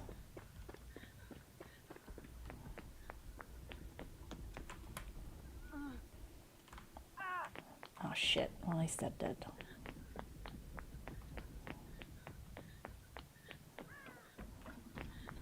Well, that's done.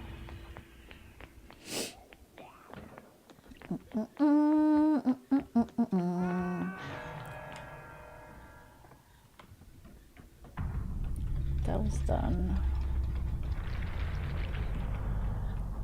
Now, where's Dwight? Or he being chased?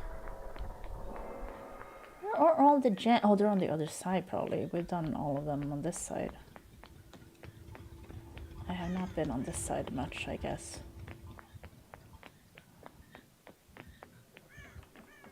Here's one. Wasn't he working on one?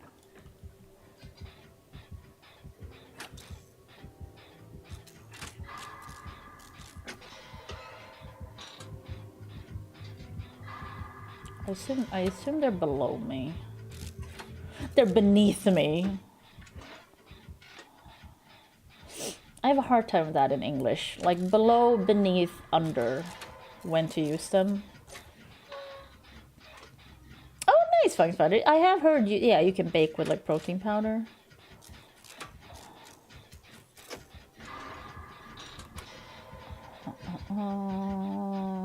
I did forget to buy milk again, but I still have the strawberry milk if I want to bake a cake. Because in the end, it didn't really make a difference.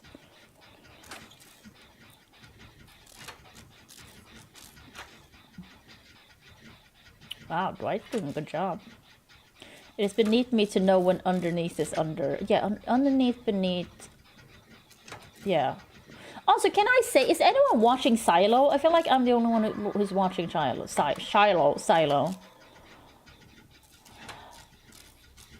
Oh, the strawberry milk. Oh, it has like a long. I think it's, what is it? UHC, UTC. What is it? Milk. So it lasts for a long time. It's fine. We didn't used to have that kind of milk, but it's around now, so it lasts like forever. It's great. Well, he did. I should probably stop working on this then, because it's hatch time.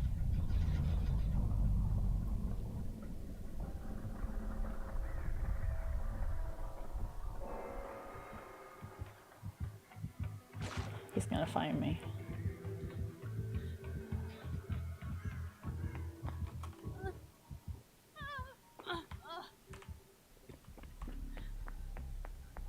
Not here.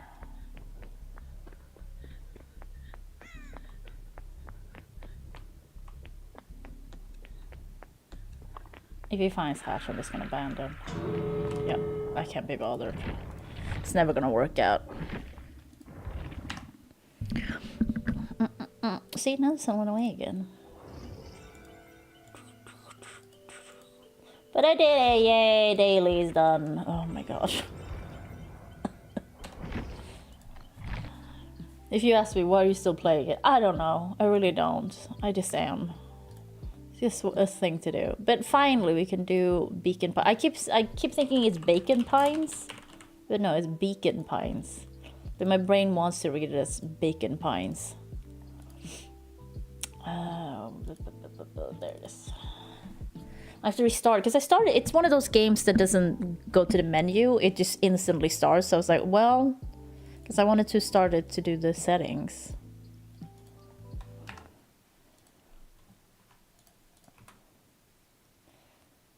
You should allow us to choose one killer, not to parry. That would be lovely. Ever. That would be great. I mean, I have several, but yeah, that'd be great. See, now the sun's coming out again. That's what I'm saying. Oh, wait, is it starting over? Dear reader. Oh, it is. Great. Give me a sec. Allow me to introduce you to my book. Though it might at first appear like many books you've come across, it is far from ordinary. You may, therefore, have some misunderstandings about its nature. The story that awaits you has not been fully told. In fact, its conclusion is not yet known, even to myself. It is in that way that my book is special. It is in that way that you are special. Oh, really? Thank you. Without you, there is no story. I'm the main character. Duh. Chapter 1. I have to up Normal the isn't voices. what it used to be. This is a story about change. Oh, all the killers are gonna pick like Dead Hard, Sprint Burst, Lightborn. What is the other one? Oh god, what is it called? Oh, the other one, but yeah. Nestled in a shallow valley is the town of Beacon Pines. Far from the town square, across the river, past the neglected welcome sign, a young boy walks alone at dawn. This person sounds very nice. How cute. His name is Luca Van Horn, and like you, dear reader, he's here for a reason. Aren't we all? Oh, this looks very cute. But let me... How do I... Oops, nope. Wrong one. Let's do that. Music. Mum. Mum. Mum. Mum. Maybe that's good enough? Mum. Mum.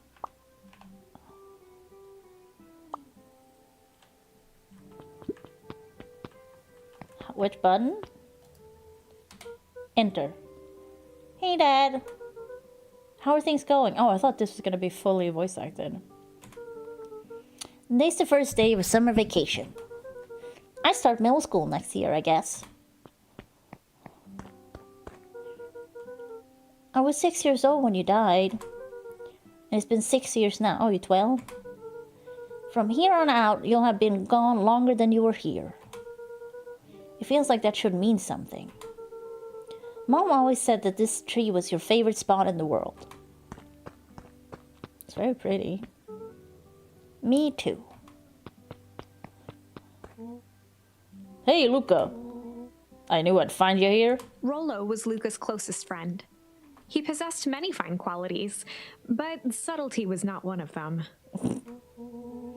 Well, after I banged on your door till your gran answered, and after I checked the pond and climbed up the treehouse, then I knew I'd find you here. Rollo finally noticed the tears welling in his friend's eyes and the flowers on the grave. Oh, yeah, right. You and your mom always did this on your dad's birthday. I mean, yeah. Yeah. Give me. I didn't know if you were gonna keep doing it now that your mom's gone too. Jesus. She's not gone. She's just missing. Sorry, I meant to say since she's went missing. She's gonna come back, Rollo. Of course she is. Okay, Dad. See you next time. I think I'm ready to get out of here. Sure, lead the way. Okay. This art is very cute. Tickle? What? What is that? What do I do with that? Hello. Wonderful! Oh. I had a good feeling about you from the moment you opened my book. That charm is a very special thing. Very special indeed. Keep hold of it for now. Oh. Its purpose will reveal itself soon enough. Okay.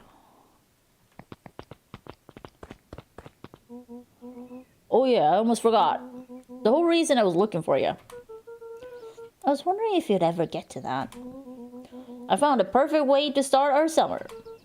How's that? Rollo looked to the side suspiciously. Not here. They might be watching. They who? Shh, not so loud. We need to do this in a secure location. Mission control. Alright, I just have to tell Gran and then we can head out.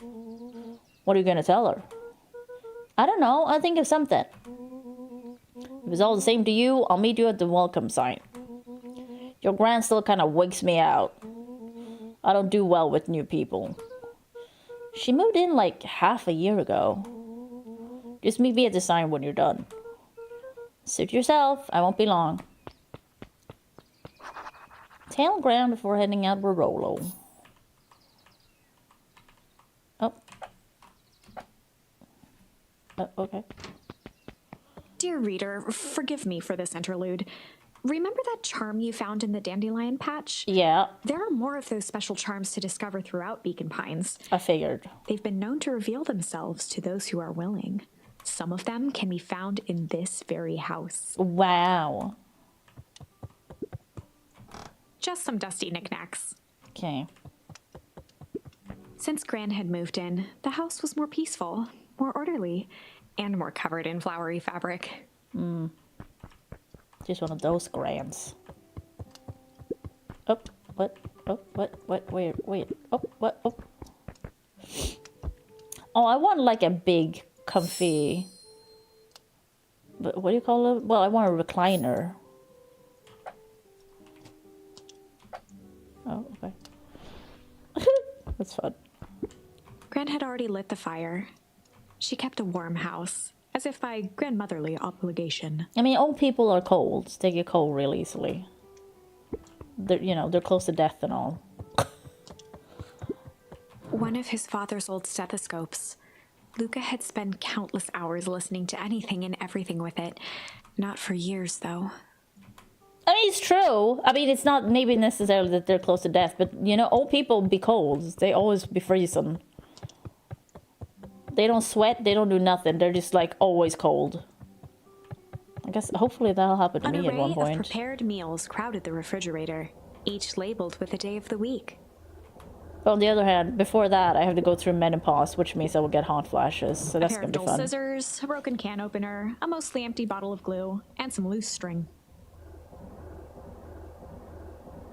Yeah, like being fat will absolutely make you warmer, and since you're carrying around more, if you're like moving around more, you're gonna sweat easier. But I feel like even old people who are fat, they still never sweat. But I guess they also don't move that much. Her diction bothers me. Oh, does it? She's clearly breathing, at least. It is very. How do I put it? Turn it off. Don't waste water. What is... Oh, close the fridge. I was like, what is that? Why is it so loud? Oh my god. Loudest fridge. The only piece of furniture Gran had brought when she moved in was an old hutch. I mean, it's supposed to be like a storybook thing, so I guess it makes sense. Oh my! This is quite exciting! I am now certain that you are the one I've been I waiting just for wish all that these games years. like these had autoforward. I have to press space every time. You'll recall I was a bit coy regarding the use of charms earlier. Like all of these games to have it like this, should have a setting for autoforward on or off. I don't know how to program nothing, but I feel like it can't be that difficult to add, right? Excuse me, I tend to have a flair for the dramatic. I'm not this lady sounds like a theater kid, right? You are about to encounter your Nothing first wrong with that. turning point. Just saying. There are certain times in this tale when everything hinges on a single word. Oh, Step forth, dear reader. okay. Oh, Young Luca would spend hours hiding in the bushes, waiting for a chance to jump out and startle his mother. She always enjoyed humoring him by feigning terror. okay. That's a good grandmother, yeah. Oh. A sturdy old wheelbarrow. I've never known my grandparents, so I don't really know. I just know from beginner's what other guide to people talk gardening when they laid talk open on about the their bench. grandparents. I'm itching to ride. Nice.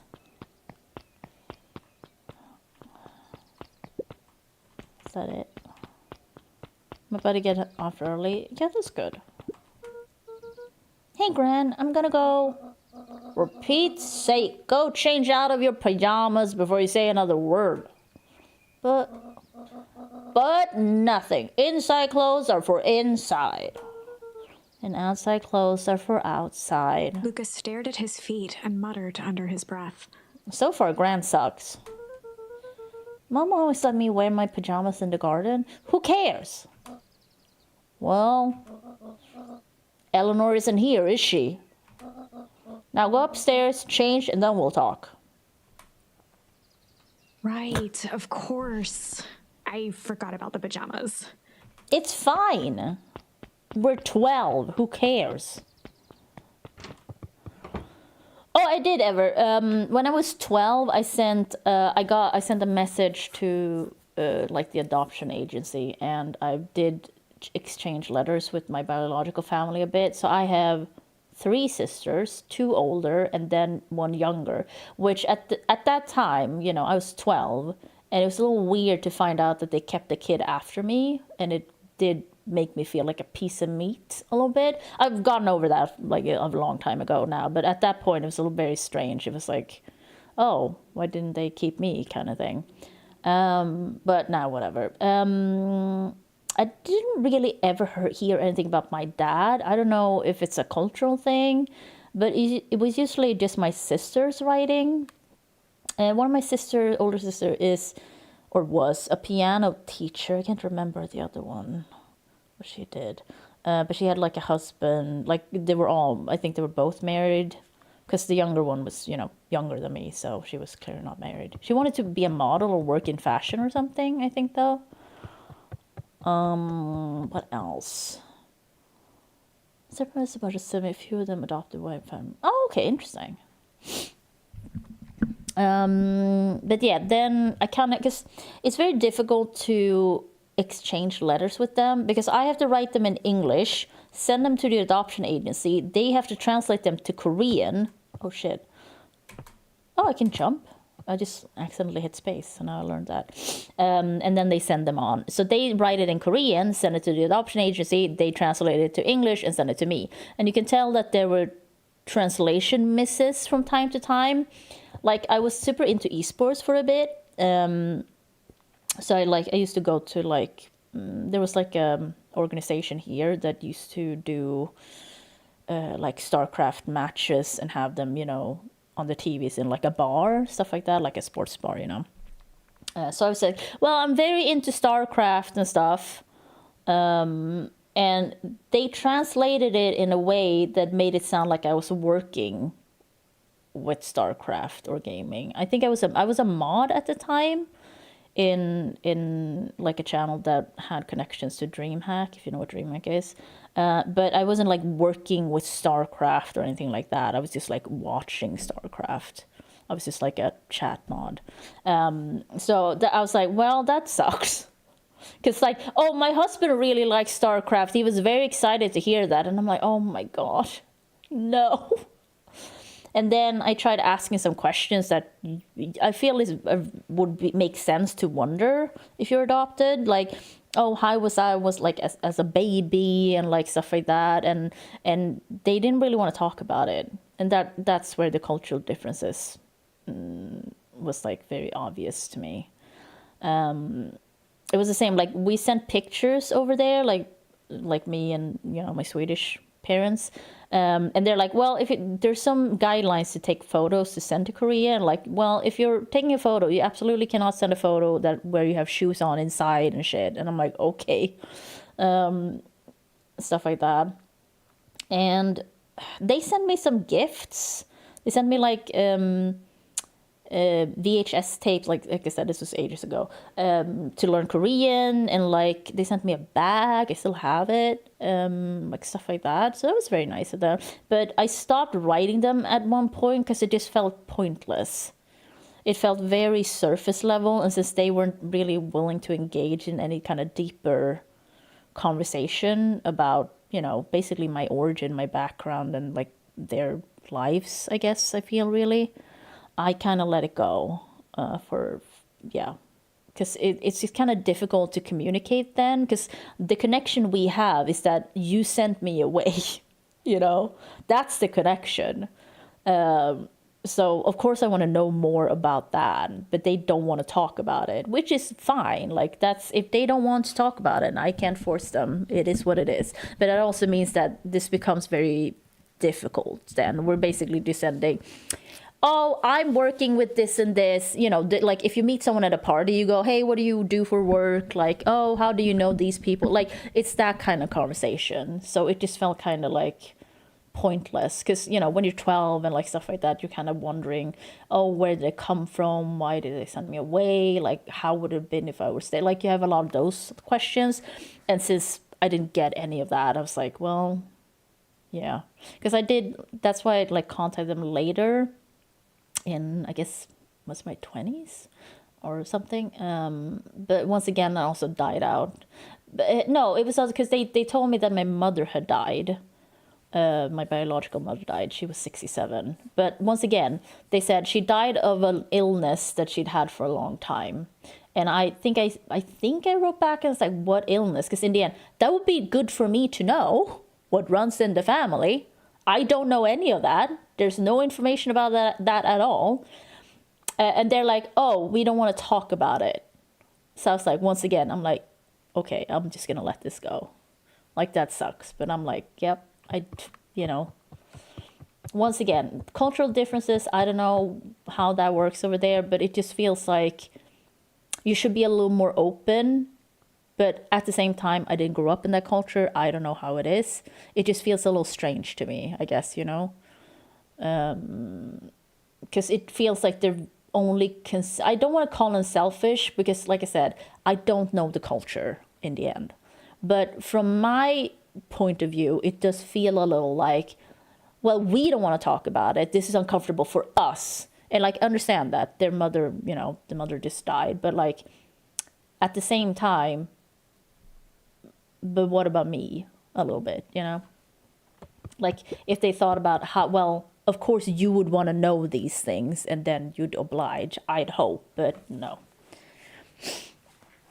Yeah, no, I know, like, East Asian cultures and stuff like that, it can be very strict and, like, you don't talk about things, and, like, I get it. But, like, since this is kind of a special bond, in a way, it's an unusual, unique, special bond, I was like, maybe they'll, you know, but let's say they might be one of those families that don't talk about stuff like that within the family either, you know. So I don't know. In the end, I don't know them. Gran had commandeered the upstairs closet when she moved in. Some things need shelter from a young boy's mischief, she said. But yeah, it would be nice to be like, to know what I should look out for, like, with my physical health. Like I said, I got diabetes really early, and my doctor thinks there's a genetic component, because, like, even if I, like, you know, I'm clearly overweight now, but, like, I was more overweight then. So I did bring it on myself, but in the end, he was like, well, there's probably a genetic component, because even with everything else going on, like, you got it really early, and that's kind of unusual. So he's like, there's probably a genetic component anyway. So I was probably predisposed for it. And so that's why I suspect the thing she died of was diabetes. But I don't know. Because, like, a long-term illness can be whatever. It can be anything. Yeah, I do have... because I do have a lot of health problems. I actually do. So, you know, is there some type of cancer in the family that I should know about? I have no answers, you know. Yeah, because, like, I have a lot of... because they were responsible enough that they handed me in as a baby to, like, what do you call it? You know, a home. And they you know, that's how I could find them pretty easily, because we had their names and their ages and, like, why. Because, like, they were living in a 1-bedroom apartment, and since I had 2 older sisters and then I came along, so they're like, well, we can't take care of this baby. So they gave me up. So I did know about that, but I didn't know any like more specifics about it, I guess. Because then, you know, because I mean, Korea in that time, because like, I mean, yeah, Korean War and stuff, because Korea was very poor for quite a long, you know, for many years because of the war, and stuff like that. So I guess things got better for them since they kept the next child they got. I can't remember how much younger she is than me. It's not that many years, but it's a few years younger. I got pictures of them too. I did get pictures of them. So I have pictures of, well, I got pictures of my mom. I don't know where those pictures. I just have the picture of my mom still. I can't remember what I've done with the other ones because I got physical copies. And I think I only like, because I remember getting pictures of my sisters too, but I haven't seen those pictures in forever, so I don't know what happened with them. Some things need to shelter. Hide. But yeah, it's like a whole thing. I have now not talked to them in many years in any way. Luca paused at his parents' bedroom door. He just wasn't ready to go in yet. Oh.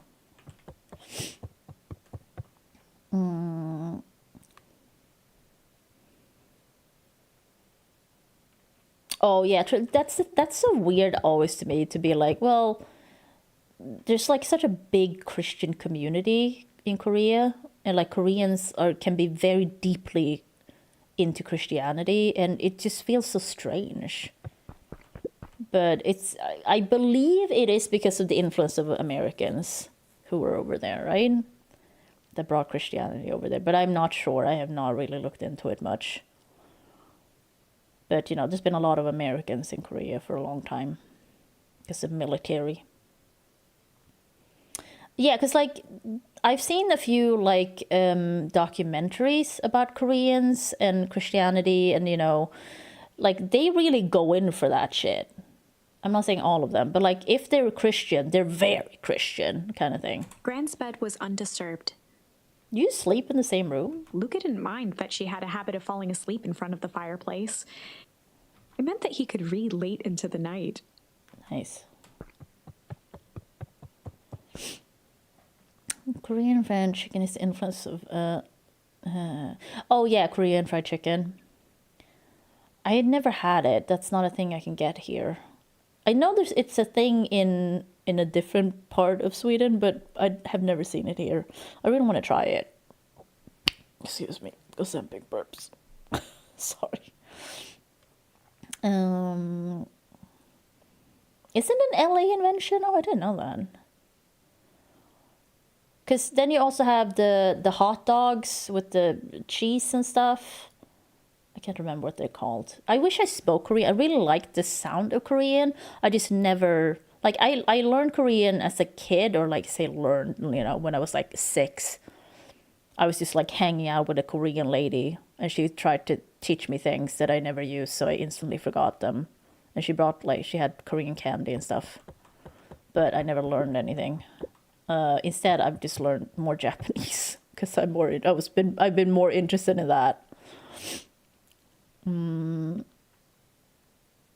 Yeah, they look really good, the corn dogs, but they also look a little, because I'm a little like, because you can get them with the cheese and stuff, but you can also get them with sugar, right? Gran's moving in meant that most of Luca's things had been crammed in the corner. Luca was somewhat annoyed by the situation. I mean, yeah, that makes sense. Luca tossed on his favorite old sweater. Even though it was the first day of summer, a chill still hung in the air. Oh. You know, that's one of the bad parts about living in Sweden. We don't get all the fun things. Like, we may get them, but it takes many, many years. Like, the world is like is already over the trend when we get that, usually. Yeah, I think I've seen those corn dogs. You can have them in sugar, and I'm curious, but I also, like, I would probably prefer just savory. I would try it for sure, though. Yeah, even corns come from America. That's true. American corn is, yeah, y'all tight. So I guess I'm just going out to Gran now. See if she approves. Gran!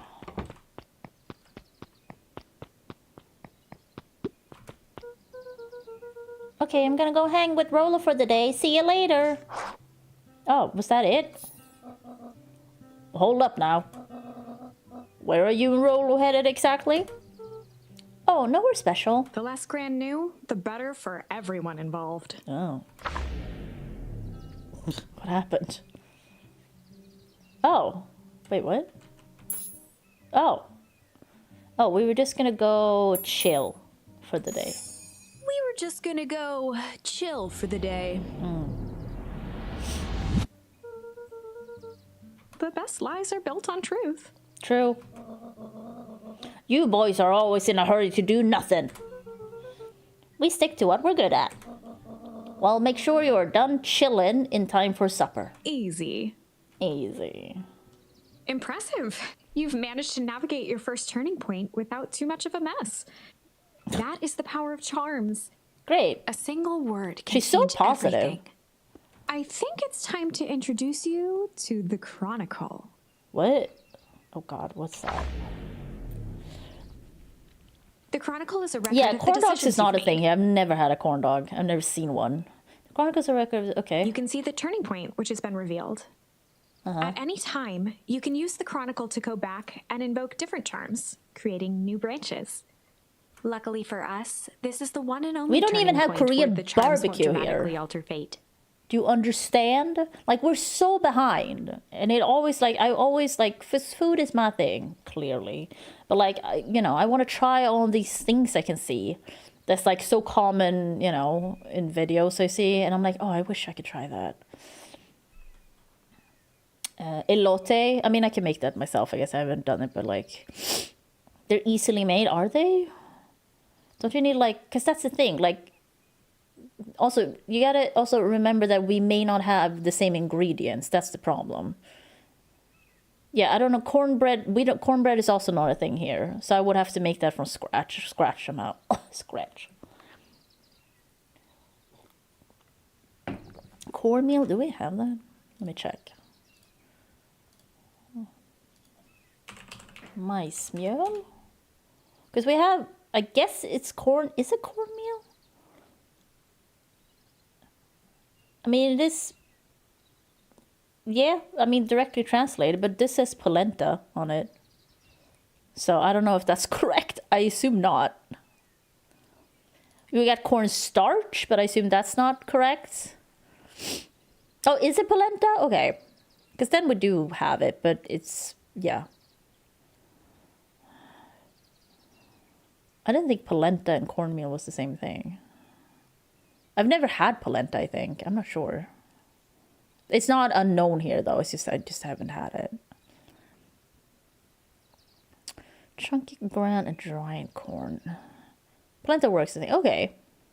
I might get fast boiled, which may be parboiled. I only found one thing of polenta, though, when I looked.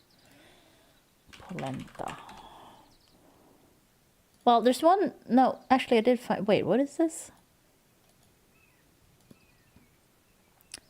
Gluten-free corn... How do you translate this? This is... What? In snittar och gröt? It says to put it in porridge? What? But yeah, this seems... Yeah, this is polenta of some kind. I mean, I can get polenta. As long as it's dry. Okay. It's the perfect opportunity to experiment with rewriting things. A grand jury. Oh god. Wait, do I want to do this? We were just gonna go ponder for the day. Chill, it makes more sense. Oh really? What are you boys going to ponder on such a lovely day exactly? This was Luca's chance to sell his alibi. How far is Italy for you there, cornmeal? Oh, I mean, it's not that far, but I mean, it's far enough that I would have to take a plane. Let's put it that way. I can't just, like, go there. You know, big stuff, small stuff, medium, mostly medium pondering. Nailed it. I mean, the closest countries are, like, Norway and Finland and Denmark. Well, make sure you don't overburden yourself with a preponderance of pondering. Polenta cornbread, interesting. Because I kind of want to make cornbread because I want to see what that's like. Like, there's many American things I want to make that I think I can make here, like with ingredients I can get a hold of, that I'm gonna make eventually on stream. Is my plan. Huh? Oh, forget it. Off with you now.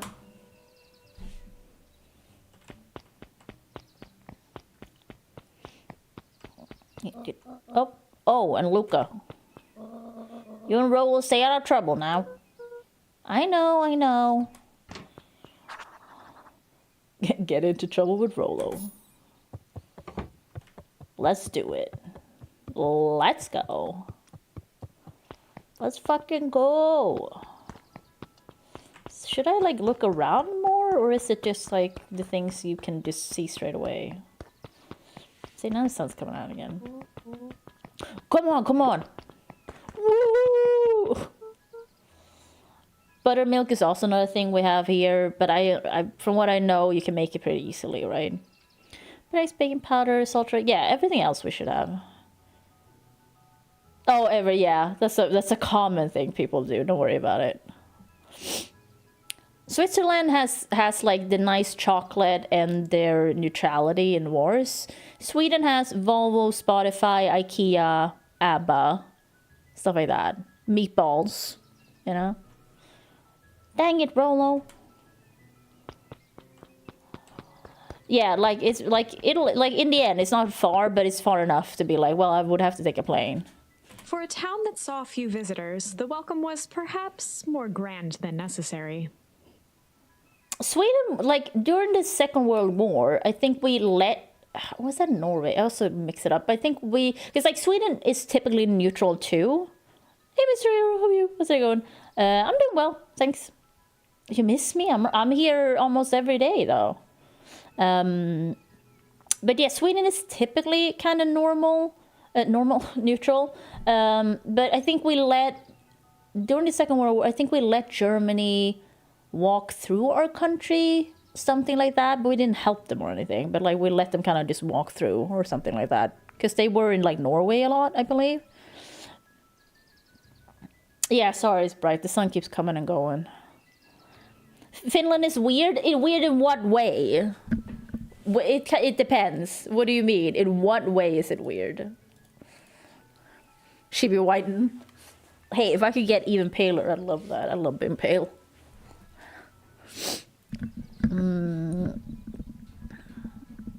Yeah, Switzerland shares some border with Italy, though, yeah. Switzerland also has a lot of, like, guns, weirdly. Because, like, everyone does, like, military service or something, and then they have guns at home, and they're, like, it's very common. We do not. Guns here are pretty uncut. Like, the only people who have guns here are hunters, gang members, and police. I'd say. Don't get me wrong, we have a lot of hunters, though. But, like, I don't know anyone that's ever owned a gun, I believe. This conversation and human attraction. Yeah, the Finns are typically, how do I put it? They're very... They're known for, like, their saunas, their drinking, being kind of stoic, I guess. They're not really outward acting much, in my opinion, I'd say. I don't know what else to say. But they're just kind of, like, there. They're just kind of, like, yeah. They're just kind of, yeah. They just kind of hunker down and just do what needs to be done. Sweden and Germany got most of their heavy water, I think. Oh. Oh, does Switzerland make a lot of guns? I didn't know that. Oh, Mr. I thought you quit your job. I guess you have, you can't just quit and then it's done already.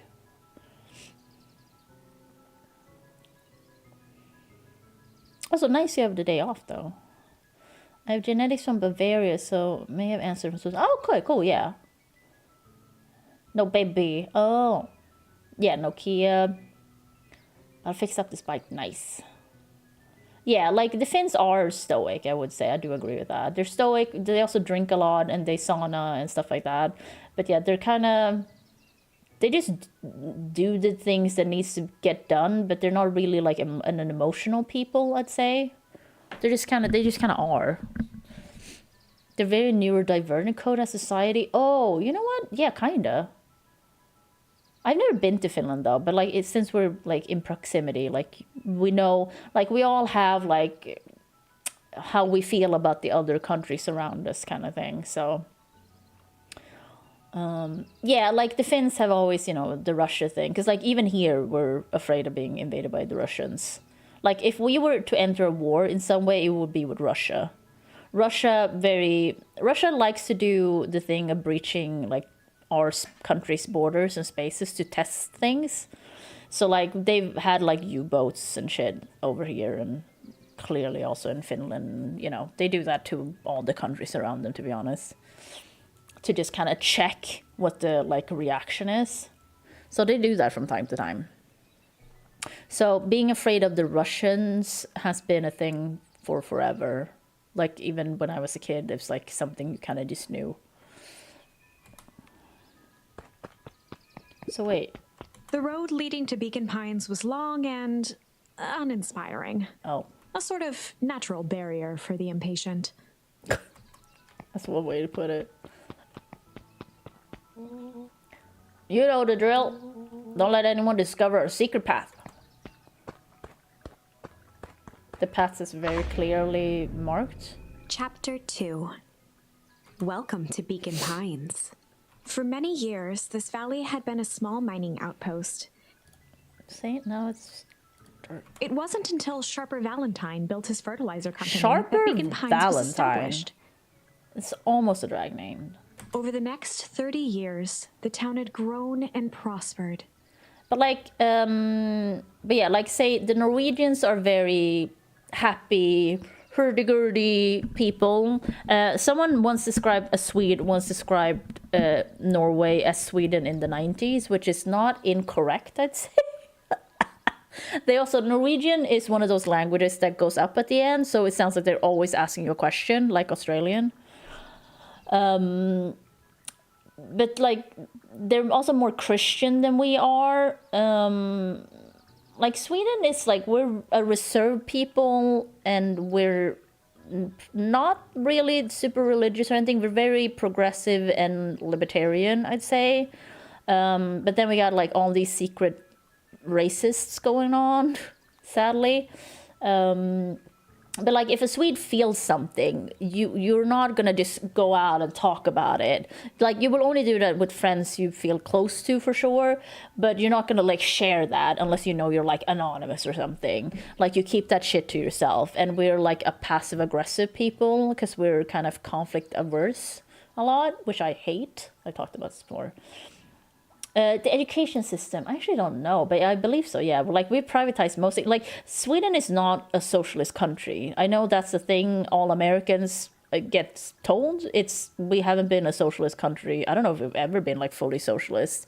We have socialist, like, basic shit, but we're actually a capitalist country. We're a capitalist country with, like, welfare systems. So we have privatized like pharmacies and stuff like that too. But it's at the same time, if I go to one chain of pharmacy and then go to another one, I can get my same medication there because the systems is still the same. So it doesn't really matter. And yeah, we have welfare, and we have like the sick leave. Like if you're too sick to work, you know, the government will pay for it. It's not much money, but like, you know, and we have paid parental leave. For both parents, stuff like that. Free school lunches, you know. Like we have those things, but in the end, we're still a capitalist country in that way. Like it's like if you live here, you'd be like, yeah, like it's not socialist in that way. Absolutely not. It's just like capitalist, but with a strong welfare kind of system thing going on. Like we pay high taxes, we pay high taxes in general because we feel like, you know, that's how we can have free school lunches and cheap healthcare and stuff like that. Because our healthcare is not free. So whenever someone says that, I always like roll my eyes because it's not free.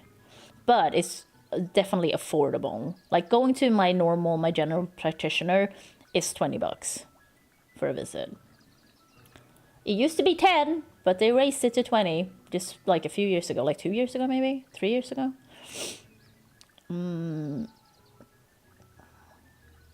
Yeah, because like socialism is up, you know, because of Mamdani and stuff. So like, oh, we don't want social. Oh, the commies, and I'm like, well, you clearly don't know what it means.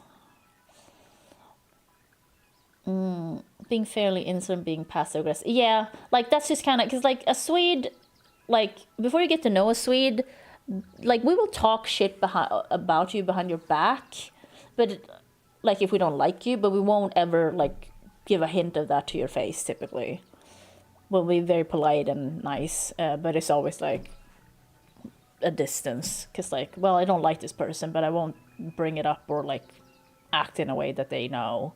Because once again, that would be a bother for everyone. That would be, oh no, I can't deal with that. So then you just go to your friends, talk shit. Oh, my new colleague fucking sucks, you know. Because like, if you get to know a Swede, you will be very good friends. Like, it's just getting over that hump with Swedish people. If you can get past that, you're friends. You're just friends. Like, you can become friends with a Swede pretty quickly. But it is that thing of like, well, you just gotta kind of finagle your way in there. On the other hand, you can also do that if you're like drinking together. We Swedes drink a lot. And we don't drink like the Mediterranean people do. We drink like heavily, like during the weekend or Fridays, you know, stuff like that. Like we do heavy drinking in one sitting kind of thing. Not like, oh, glass of wine to dinner every day and that's it. Not that. Most Americans are really fucking stupid. Listen, I didn't say it. Because, like, there's a lot of Americans in this community. They ain't, you know, y'all ain't stupid. So, I'm hopeful. But also, I do see the people they interview who's like, well, I voted for Trump. But now I'm trying to do my best for my kids. But I can't buy gas. So, I'm like, well, yeah, duh. I think Nazis were socialists because they call, oh yeah, the saying how and then never ever follow through. I feel like that's pretty common though, isn't it? Because that does happen here too, 100%. I try not to do that because I also get annoyed when people are like, oh, I'll call you tomorrow, and they don't call, and I'm like waiting for their call. On the other hand, I won't bring it up because I realized, well, they said it in a way that was like, well, I'll call you sometime, but even though I said tomorrow, I didn't literally mean tomorrow. And I'm like, well, now I know. You're like, it's like sometimes you have people who are like, they will do what they tell you. Then I'm like, oh, cool. But before you know enough about that person, you're like, well, this is how this person works, okay. Like, I've done it too. Like, you just say shit, and then I'm like, oh, shit. But I try not to, because I don't like it when it's done to me. Yeah, like, the drinking is, because, like, Sweden used to be a poor farming community. Like, we're, like, farmers initially, I would say, or originally, rather. And, yeah, the weather. Like, it gets really dark here for, like, I don't know, many months. I wouldn't say, it's not, like, 6, but, like, kind of 6 months, at least 3 months a year. It's, like, dark at 3 p.m., like, fully dark. And the sun doesn't like come up until like, I don't know, 7 a.m. I can't remember, but like something like that. And that's just the winter for us. So, you know, stuff like that. So during that time, what are you going to do if you're a farmer? You can't be out in the dark farming, and it's also the winter. So it's cold outside, it's snowing, there's ice, there's wind. The ground is going to be, you can't use the ground, right? So it's one of those things. Seattle learned from European. I think Seattle's like that in the 90s, 0s and 10s. Okay. Okay, interesting. I mean, we have our stupid people too, but like, I will say, as a person who's outside of America, we do think you're stupid.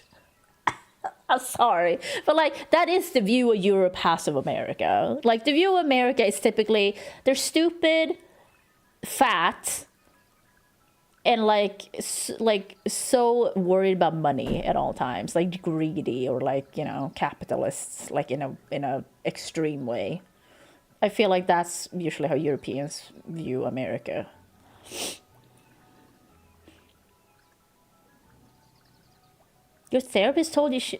told you she was surprised how intelligent I am? What a fucking thing to say. What? Okay, what a fucking... That's a weird thing for a therapist to say. That sounds like an insult to me. Oh, truly, I'm also worried about money, sadly. That it's just one... Especially nowadays, you know, everything costs more. I ain't getting no more money. Like, it's just... Money is... It's a terrible thing to have to worry about money. And it also, like, it always grinds my gear that, like, I'm not greedy. I don't need a lot of money. But I just wish I had enough money that I didn't have to think about it at all times. Like, I don't have to think about, oh, I have to take the tram. Okay, how many tickets do I need to buy? They cost this much. Oh, I'm going into the grocery store. Okay, how much does this cost? How much money do I have? Okay, can I buy that? Should I wait with buying this? Or, like, do I need it right now? Like, so many things. Like, just those things. I wish I could just not have to worry about, and you know, usually if I have a job, I don't have to worry about those things. That's the only, like, I've said this before, but that's the only good thing about having, or like, I am poor now, but like being poor is that you realize you can live with like a lot, you can live without a lot of things. Don't get me wrong, I like money in the way of like, it's just nice as a comfort thing, to the safety thing, but I really am not greedy. I really don't care that much about it. If anything, I wish I wouldn't have to think about money at all. I think it just brings me, like, no pleasure. It brings me sadness. It just brings me worry, anxiety, and sadness. Like, you know, and then when you have money, you're like, oh my God, you know. And then it's like, well, you're going to spend the money because you still have to live. And now you have no money left. So it's that cycle of just, then you start over again and you're like, well, now I have no money again. I don't know. It's just, it's a difficult thing. Hard has been for me to adjust society here. They were telling me that without knowing me, they assume I'm American dumb. Oh, that's still terrible for a therapist to say that. Oh my God. I think that's bad. I think that's really bad. Because, like, first off, she can think that. Don't get me wrong. You're free to think whatever you want. But don't say that to your patient. That's a little fucked up to me. What the... Oh, I thought you were going to be dumber because you're American. Because in a way, that's also showing that, oh, this, like, your therapist is clearly prejudiced, or like, she has a stereotype in mind. Instead of just like, well, this is a person, yeah, they're American, that's of course going to influence you and stuff like that. But it's also like, well, I need to get to know them, and then I'll figure it out myself. Because in the end, I'm not over here thinking, oh, Americans in general are stupid, but I do think a lot of Republicans are stupid, I guess. Yeah, like, don't get me wrong, like, because in the end, we all generalize people, we all do. It's just kind of something humans do. It's just kind of easier, and because in the end, it's very difficult for us to always consider that everyone's like, oh, everyone's different, everyone has different back. Like, you can't do that at all times with everyone. So I get it. But, like, keep it to yourself. You know, you don't have to say it out loud. It's just my point. Like, that's what I mean. You can think whatever you want in your brain. But, like, as long as it stays there, like, just, you don't have to, like, put everything out in the world. I say as a streamer. But, like, I don't know. Okay, they're also neurodivergent. Okay, truly, that does change things. I do agree. That, yeah, I'll take it then. Because if they were not, I'm like, what the fuck? But if you're both neurodivergent, that, if anything, that's more effective communication then. That makes more sense then. Because if I had a therapist that said that to me, I'd be like, what the fuck is wrong with you? I would be like, what is this person? And I'm not, because in the end, that's what since I'm, well, we don't know, but I'm probably not neurodivergent. But I kind of feel like if two neurodivergent people communicate, I feel like that communication would probably be very efficient. And I prefer that in general. Because you're just saying literally what you mean. If we're talking like autism. And that way, there's no, like, you don't have to, like, tiptoe around things. You're not wasting time. And you both know exactly what the other one person, like, means, or, you know. You know you can take them at their word. Being like, oh, Like, I don't like pink. Okay, well, they don't like pink. That's all. Instead of like, well, I like pink sometimes, but you know, but like if you have pink on, that's, you know, because like people who are not neurodivergent will add a bunch of shit, you know. I'm not saying neurodivergent people can't do that, but you understand what I mean. That maybe that was a bad example, but.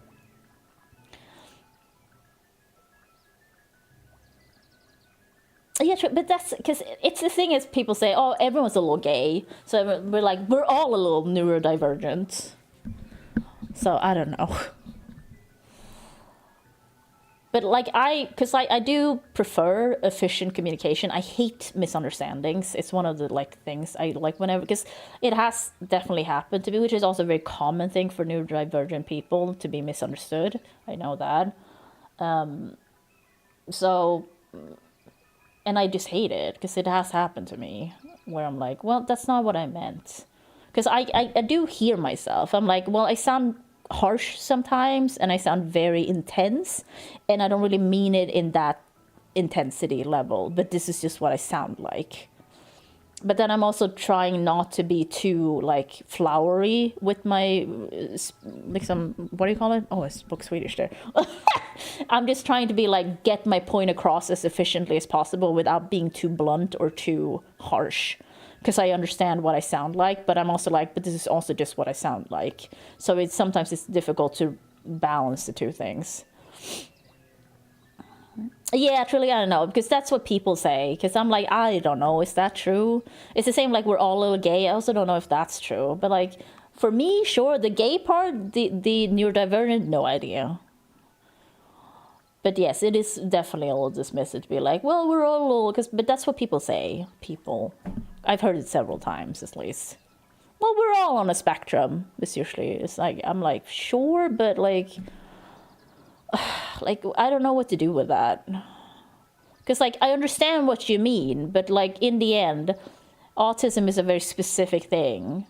And yes, that is a spectrum, but it's its own spectrum, you know what I mean? And ADHD and what is it? Persistent something, there's also neurodivergent stuff.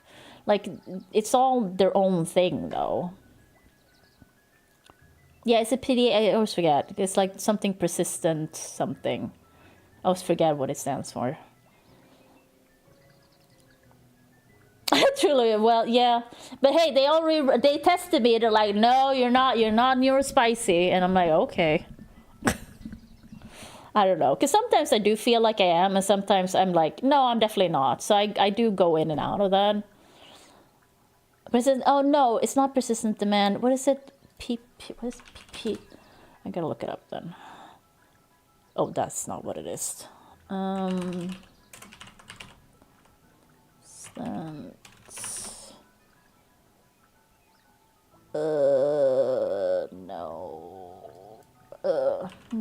Let's just look. Neurodivergent.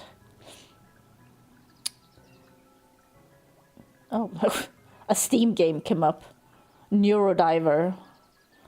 What is it? You know what? I didn't know bipolar disorder was a neurodivergent thing. Developmental prosopagnosia. Oh, okay, but that's face blindness. Oh, okay, so there is... Okay, never mind. They're just listing, like, symptoms, I guess, as well. Yeah, no, that's what I'm looking for the specific thing. Obsessive compulsive disorder? But yeah, okay. But wait, so if you're neurodivergent, like bipolar disorder, okay, I don't understand how that works. Because like obsessive compulsive disorder, I know is very common. Like sensory processing disorder, very common, like stuff like that. Tourette syndrome, I did know. But anyway, what is the? Oh God. Okay, neurodivergent diagnoses. Because this is like a specific diagnosis, I believe. God damn, why is it not coming up now?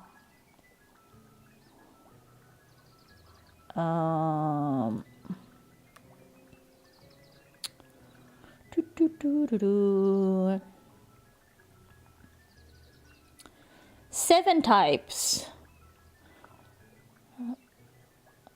Oh, shit. Is it not this then? Autism, ADHD, yes. OCD. OCD sits in genuinely contested territory. Yeah, because I didn't think OCD is like considered that you're neurodivergent, because you can be OCD and not be, right? Oh yeah, true. It's a very specific thing. Well, I don't know why I can't find it now. Because like when I was doing my research, like way back when they were thinking I was on the spectrum, pervasive developmental disorder not otherwise specified. That's what it is. That's why I can never remember. It's PDD-NOS.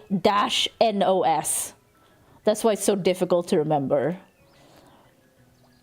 But that's also a neurodivergent thing. But it's also a form of autism, I believe, or like, yeah, okay, it's like formerly stuff, maybe. Yeah, because like Asperger is not a thing anymore. Asperger hasn't been a thing since 2013, I think. Yeah, but I don't know, because like, it's just like all of these things come up. So they're all a little different, I think, but I can't remember. Because like, you know, Asperger's is, you don't really say this anymore. I have a hard time talking about autism in a way, because I don't know how to describe, because like, it is a spectrum, and the spectrum is not just like this. It's like this, and you know, it's everything. But the community, I understand, doesn't like talking about low functioning, high functioning, and I understand why. I'm just talking about like a clinical sense, in like, well, you know, they can live on their own. They talk, they can feed themselves, clothes, like live like a normal person. You know what I mean? I don't mean it as, oh, you can do all these things, or like, I don't mean it in any like offensive way. High support needs versus, oh, is that how they say it now? Because I've looked that up, because I was like, I've never understood how to talk about it, because I know the community doesn't like the high functioning, low functioning thing, and I understand why, but I'm also like, but what should I use then, kind of thing. Because like before you were like, well, he has Asperger's, then you were like, oh, he can, like, he's fine, he can live on his own and, you know, clothe himself, eat and all of that, at least, you know, live a normal life. Because, you know, but since we don't do Asperger's anymore, because yeah, Asperger's hasn't been a thing forever. I think they say if you were diagnosed with Asperger's while it was still a thing, you still call it Asperger's typically, but nowadays you just say ASD, right? Autism spectrum disorder. Yeah, it's just like a difficult thing to talk about without using those terms, to me, because I've thought about it a lot, and it just never ended up with like a good way. But I guess high support needs versus low support, that's a pretty good way. Yeah, like autism in general has like like things and diagnosis and like, you know, troubled past, you know, so the Nazis, you know, bad people, but they have a lot of things they've done still lives on to this day. It's just that we don't know about it. Well, you know, most people don't know about the things, the connections. But yeah, so if I ever say something like that, I'd never mean it in a, oh, well, he can do all these things and that person can't, you know. It's just like, for me, it's just a clinical way I'm thinking of it, because I just like have a hard time talking about it, because I just can't find the words. And also then, since English is not my native language, even though, you know, my English is good, I'm like still like, when it's stuff like that I usually don't talk about, then I have to be like, well, how do I talk about this, you know? Also, I promise I'll be back to the game. Until the foul harvest and his sudden death. Is that a person? What? In the 6 years since, everyone was simply trying to get by.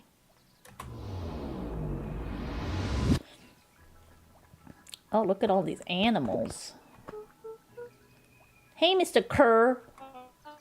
Hey there, pal. William Kerr was the CEO of Perennial Harvest Company. Oh. See, no, Sarkia. He had become a fixture around town over the past few years. After the failing of Valentine fertilizer, the town was hungry to welcome a new source of employment.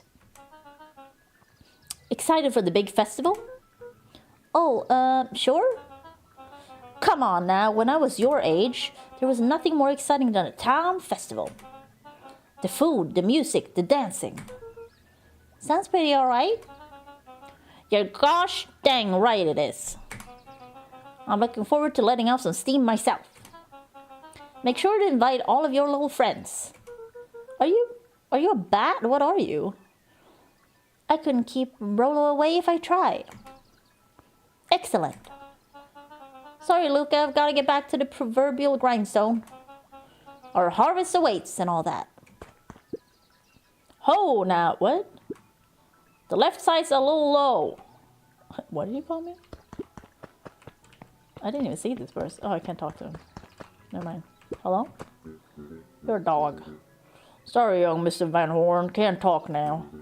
Very busy with preparations. Mayor Augustus Valentine He's so was sad. not busy. Oh, sorry, Gus. How many times do I... Is Mayor valid? Ugh. Flustered, Gus instinctively loosened his tie. He's sweating. Dogs can sweat. Keep up the good work. I must briefly attend to a concerned citizen. What? Huh? It's nothing. Keep at it. All right. What can the mayor of Beacon Pines do for you today? Oh, just saying hi, I guess. Well, good day to you too, Mr. Young Van Horn. To you, young Mr. Van Horn. So yeah, is there anything else? It's just, I assume there's nothing else to like look at. It's a pig! Snore, snore, snore. Hey, Mr. Sinclair. Mr. Sinclair continued snoring and lifted one eyelid just enough to see who it was. A tactic he often used to avoid undesirable conversation. Ambulance helicopter! I just saw it. Yoo-hoo, Mr. Sinclair. Ah, I was just saying I'm sleeping, boy. How's the nap been today? Crummy as always. Used to have a perfectly nice view from here. Till perennial harvest put that monstrosity of a building in the way. I mean, you're sleeping though. Why don't you just move your chair a bit? Why should I be the one that moves? If it's a showdown they want, I ain't gonna be the one who blinks. Snore, snore, snore. Okay, that's one way to go about your life. Come on, Andy, grab his wallet. I'm sorry, Icky, I can't. Do it or we pound ya. What? Yup. Yeah, but my mom said... Yeah, but. If I had a nickel for every yeah, but, I'd be the freaking king of nickels. Is that how that works? Ain't that right, Tish? Yup. Oh. Mr. Van Horn, do you have a moment? It's just Luca. Golly, I'm sorry. It's my first week at Perennial Harvest. He pulled a pen from the pocket of his sweater I know vest it's and began getting to dirt. frantically jot something down on a At clipboard. least the sun's going down at a normal time. More, well, normalish. Oh, God. If you've ever heard the song Midnight Sun by Sarah Larsson, it's true. Well, not in my part of Sweden, but in the north, the sun never sets even. It's like 8:30 and the sun's still fully up, really. It's like, I mean, it's on its way down, but it's still completely still bright out. Wonderful, it won't happen again. If we're going to be on a first name basis, then you can call me Pete. Oh, nice to meet you, Pete.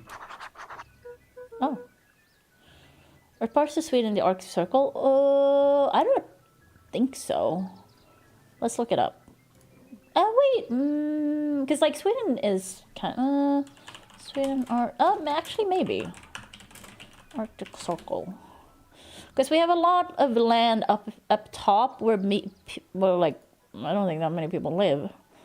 The Arctic Circle in Sweden runs through the northernmost region known as Swedish Lapland. Yes, Lapland. Because I was like, oh yeah, the Sami people live up there. Marking the southernmost latitude where the sun can remain continuously above or below the horizon for 24 hours during summer and winter solstices. This area is rich in natural beauty and cultural heritage, particularly from the indigenous Sami people. Oh, it's Sami in English, because we say Same or something like that. So yeah, like we do have indigenous people here. They were also mistreated. Surprise, surprise. This always happened. They were like measured and shit, like way back, like to compare to non-Sami people. It's terrible. But yeah, they're known for having a lot of reindeer up there, like the reindeer herder. What do you call them? Shepherds. Yeah, there's a lot in Finland. So like, since Sweden and Finland share a border, so sometimes they may cross, like the reindeer. I don't know, something like that. I'm not too familiar with that, so I can't tell you too much. But yeah, they have them in Finland too. I don't know if they're in Russia too. I'm unsure, but like, yeah, definitely Finland and Sweden do that. But yeah, the Sami people are in the north, basically, and I'm in the south. I'm on the west coast in the south. Not like super well. I'm not in the middle of Sweden at least, but I'm a little further down. But I'm not south, not the southernmost, because the southern of Sweden is connected to Denmark, and then of course we have Norway on the other side. Yeah, so it's like Sweden middle, then you have Finland, then you have Norway, and then you have Denmark on down. So Denmark and Sweden are connected by a big bridge. So technically it wasn't connected before that, I think. But now you can just drive over. Sorry, what are you writing? Oops, I'm in the wrong window. Oh, just documenting. Gosh, it's exciting to be a part of something so darn special. You know, it's not just about new fountains and phone booths. We're gonna change the world! And it all starts here in Beacon Pines. Isn't that amazing? Uh-huh. Anyway, I'd better get... Oh, that reminds me. We'd love to hear your thoughts. My thoughts? You bet. We're gonna change this town. We need to get every detail right. That sounds intense. Nah. Changing the world is intense. Pete, are you on drugs? So what do you say? Could you answer a few questions? Well, I guess if it's quick. Wonderful. Open to answering a few quick questions. One down. See, it's not that hard, is it? Oh, okay, we're going already. Question 2. What is something you love about Beacon Pines? I've never really thought about it before. Perfect. What? It's the only place I've lived. See, that wasn't so painful. Pete stopped scribbling and glanced up from the clipboard. Was it? I guess not. Huzzah! Our first 3 questions answered in record time. Are you literally writing down everything? Thank you so much for your time. I need to process these answers. We can save the rest of your thoughts for later. Oh, okay. Our harvest awaits. Oh, okay. That was weird. All right, Roll is waiting up at the treehouse. Wait, can you go into the buildings? No, okay. We have to go to the treehouse.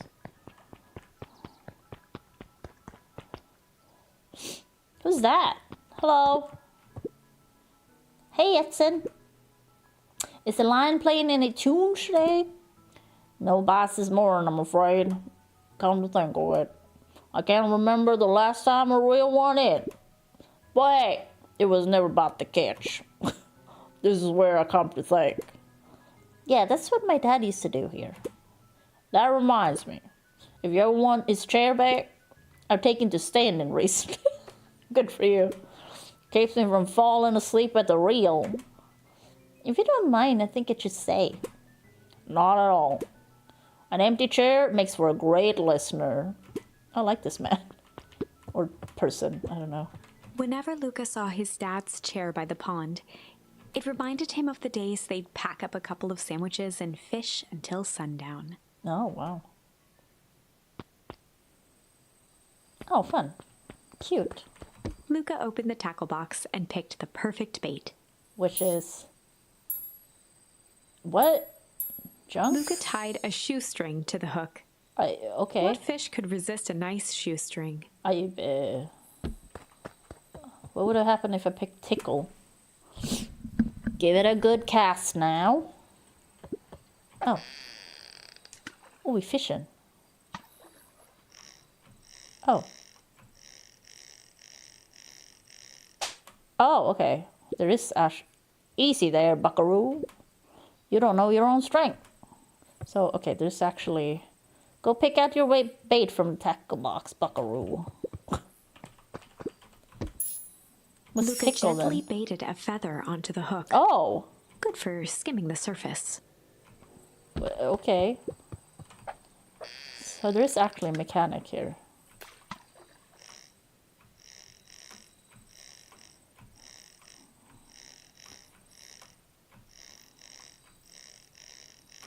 Oh. Oh. Oh. We got a duck.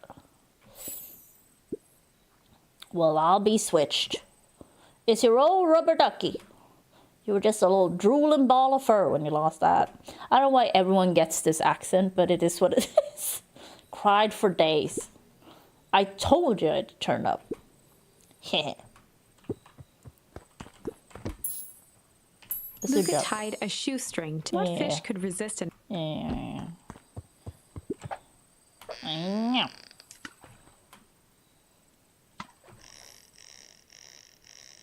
Oh. Oh.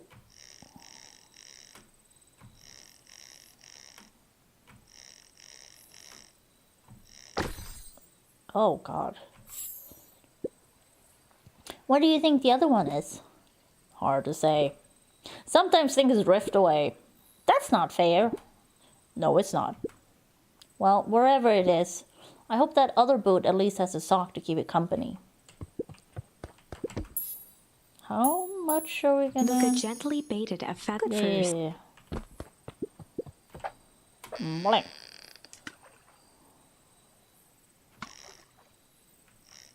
Hello? I didn't know something catched on there. Caught on there. English. Oh. Is this... Oh, it's the same. Well, I'll be switched. Okay, so... Okay. Yep. Looks like we could use some new bait. What do you say we head out and find some more? Sure? Where? Oh. Okay. Was that it? I assume I will see my dad again. Mission control. Authorized personnel only. Wow, this is a cool treehouse, though. The boys had a good thing going, as long as they kept old Jeff happy. They had an endless source of precious materials to add to the treehouse. Oh. Whoa. After Luca's father had passed, Oh. Rollo became obsessed with them building their own Hank atomic star scraper. It was some time before Luca realized it was Rollo's way of keeping him occupied. Yeah, even though Rollo's blunt, like, he seems like a cool friend.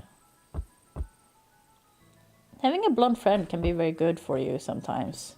They won't, like, mince their... Like, you know, they'll be like... I don't know. They'll be loyal, but they will tell you what's up. They won't, sugarcoat things. And sometimes people been needing that. To be honest, a lot of times people been needing that. Just like be faced with reality. If you have a friend that's always just like, I don't know, that offers no objection to anything you do, even if it's fucked up, that's not really a good friend. That's a conflict-averse friend.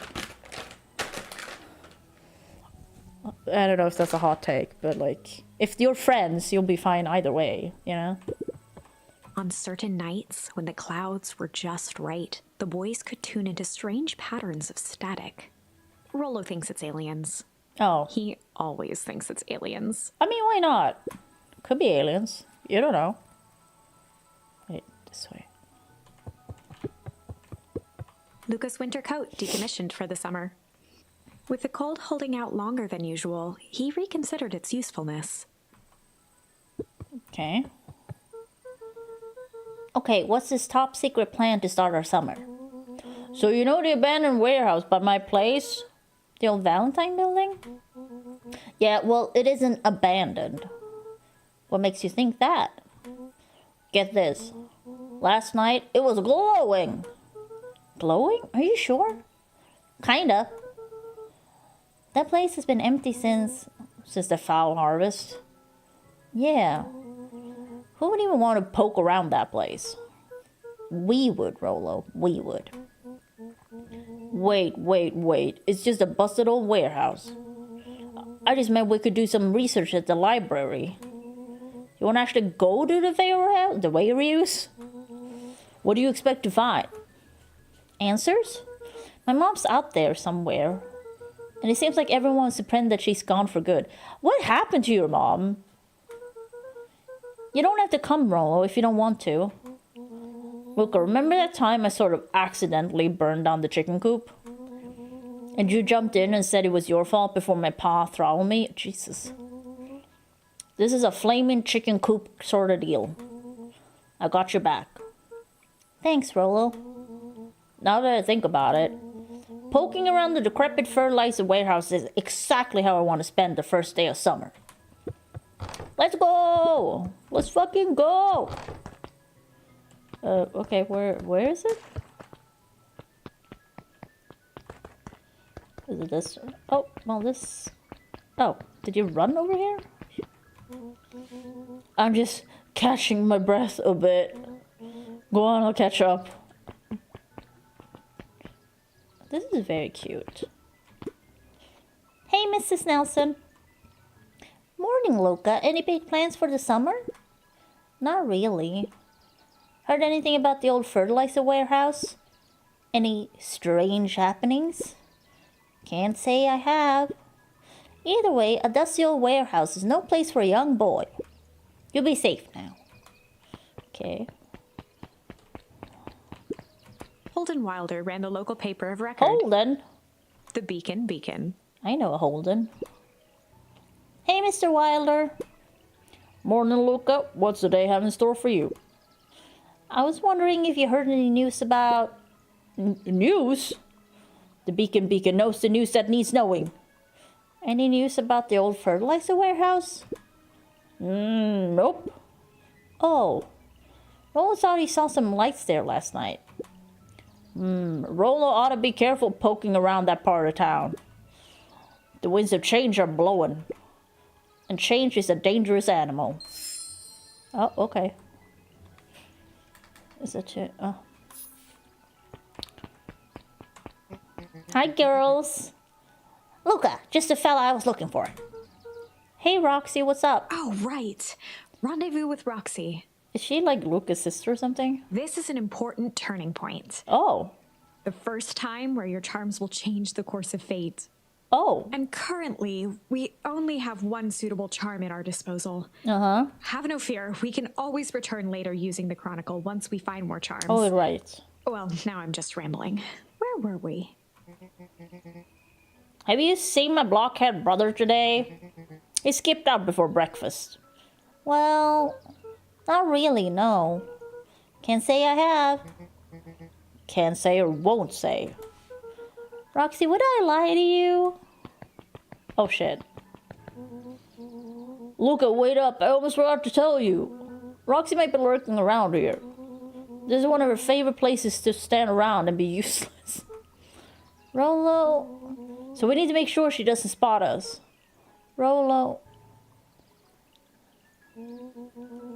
Why are you doing that turning thing with your body? What, you're not scared, are you? She's harmless. And a chump. She's right around that corner, isn't she? Oh, we got into trouble. Don't mind me, just over here lurking uselessly. Oh, hey, sis. Nice weather we're having, eh? I couldn't help but notice you snuck out this morning before breakfast. Wasn't hungry. Also, couldn't help but notice your morning chores were left unchored. Roxy, I'm gonna level with you. I'm sick and tired of digging up carrots. We all gotta pick up the slack since the foul harvest. Foul harvest. Almost every carrot I dig up is rotten. And the rest look like they were hit with Hank Atomic Shrink Array. All the more reason to keep on digging. There's gotta be more to life than puny carrots. Look, Roxy, Luke and I have places to be, so if you don't mind... Oh, I do mind. I'm not gonna catch hell again because of you. So either you march yourself home and harvest those carrots, or I haul you home myself. Oh, shit.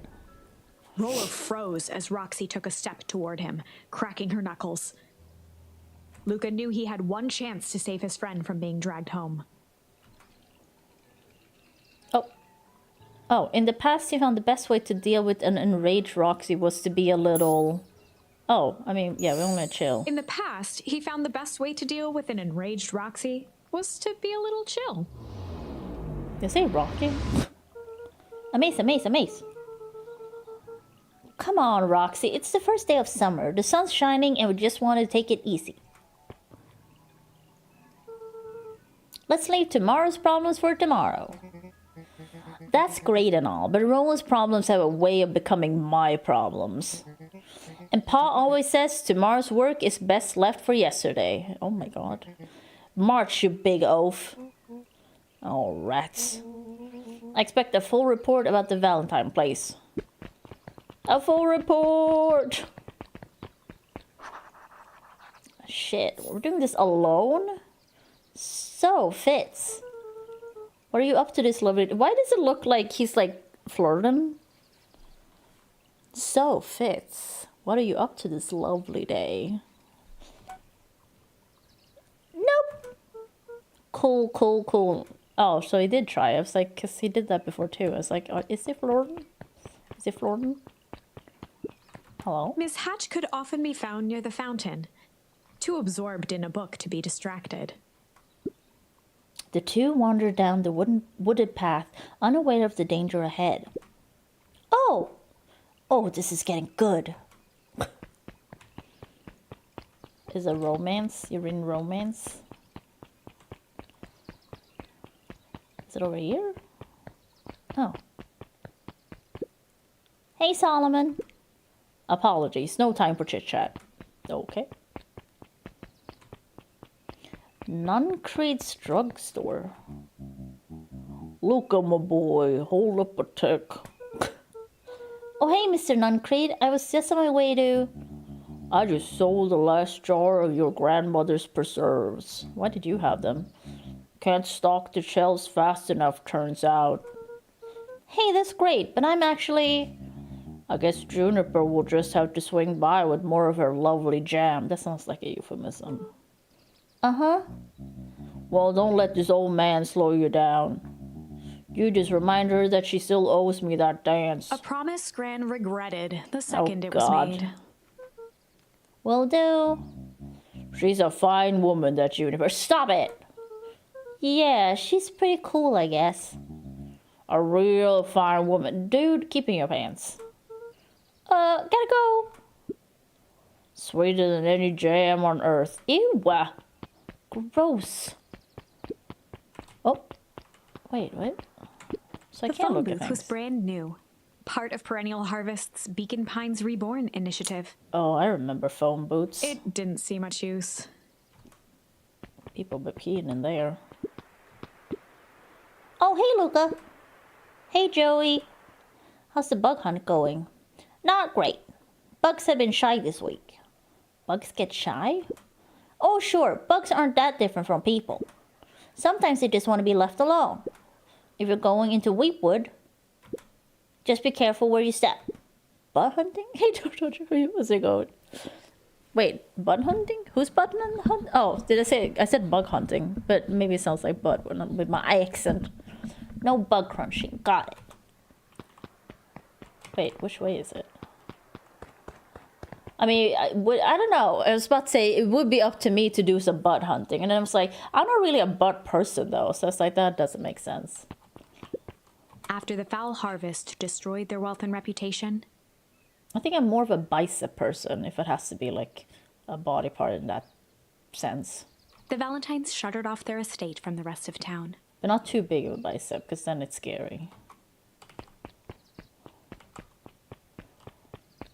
That's what we figured out the other day. It's just, I'm not attracted to men who look like they can hurt me. The Valentine mansion Well, loomed will hurt over me. every Any other man can building probably in hurt town. me. Well, any man can probably hurt anyone. Both figuratively and literally.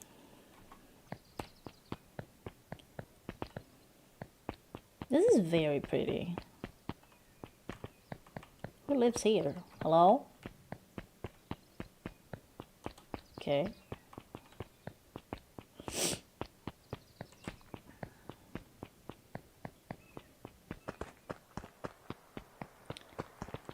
The path led into a small hollow at the edge of Weepwood. Okay. Okay, no turning back now.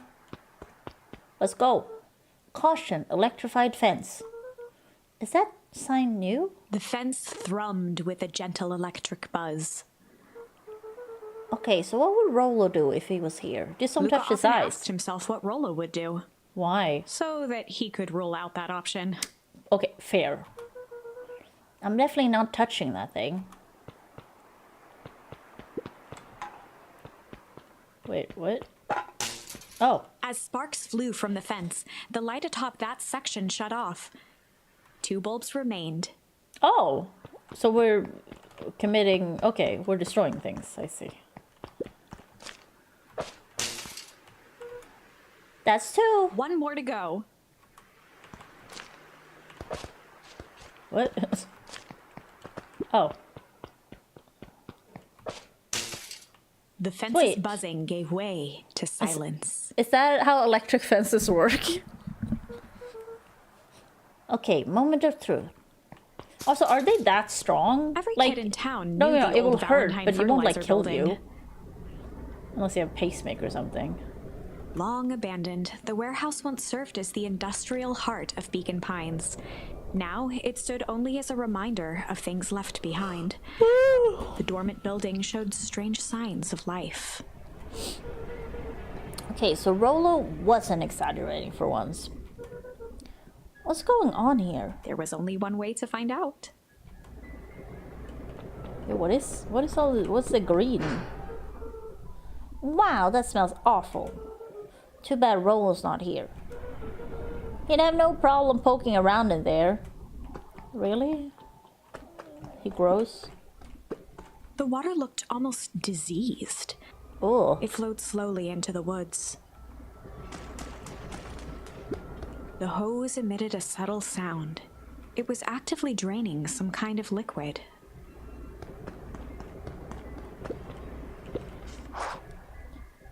Okay. Locked. Luca thought he heard faint sounds coming from the other side of the door. He pressed his ear against the cold metal to hear better. A zipper? Footsteps? The sound of footsteps grew louder. Oh, it's Nemi. Hello? Oh god. Shit.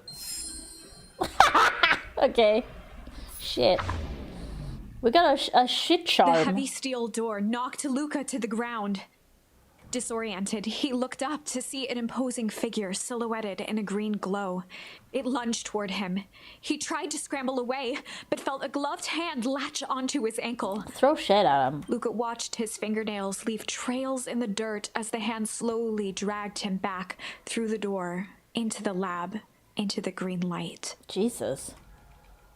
This is a story about... Oh, change? This is a story about change. It was far from the sort of change Luca imagined for himself. But change is, after all, a dangerous animal. The end? No. I probably should have warned you about this. What? There are many paths that our story can take. Most will end in tragedy. But don't let that Really? discourage you. I didn't think it was that kind of game. We will find the ending that this story deserves. I just know it. Okay. From here on out, a charm will have a checkmark when it's been used to its full potential at a given turning point. Interesting. Now, let's try something different. I thought this was gonna be super linear and stuff.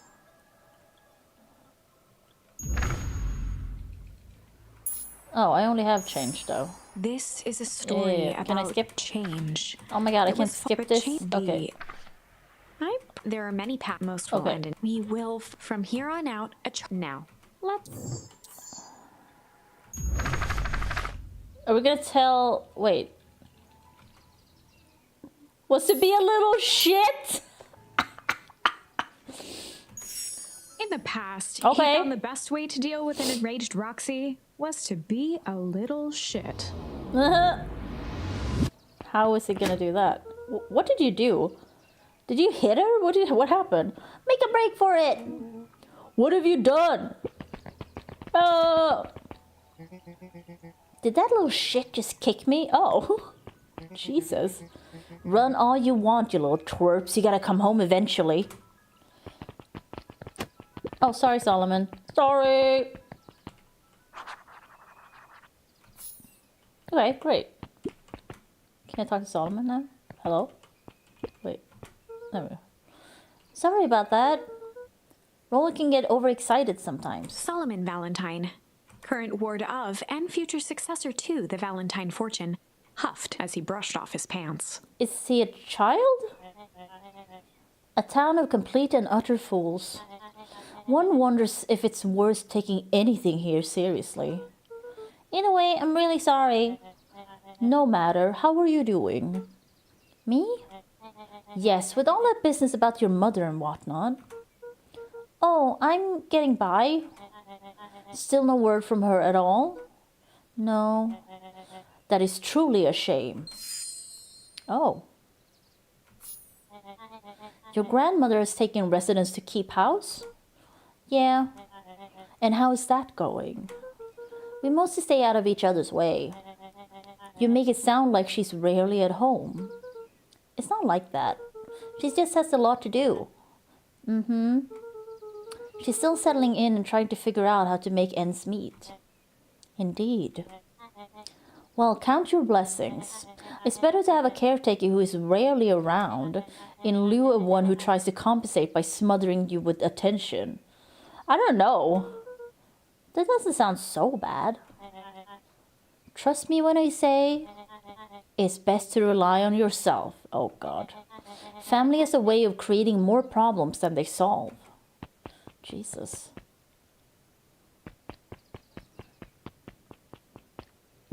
So I assume Solomon trifled a gesture toward the approaching heiress Valentine. Speak of the devil. Do not wander off like that. I'm much too busy to be looking all over for you. Apologies, heiress. I was just taking a stroll through town. Strolls are for commoners. You are a Valentine now. I want you to be present for the construction of the History Museum. The future of this town relies on its ability to remember our family's great past. Of course. Okay, bye. I don't want to talk to this creep again. No, thank you. No! Luca, my boy. Hold up a tick. Sorry, Mr. Nuncree. Kind of hurry right now. God, get out of there. Ugh. Boy's got too much of his father in him. You're a creep. I win. Will help. I am the champion. We are We were racing? Did that road get longer? Like anything ever changes around here. It seemed longer. You're just lightheaded from the run. You really need to pace yourself better next time. Not sure why I would take advice from second place. Has that sign always been there? Wait, what?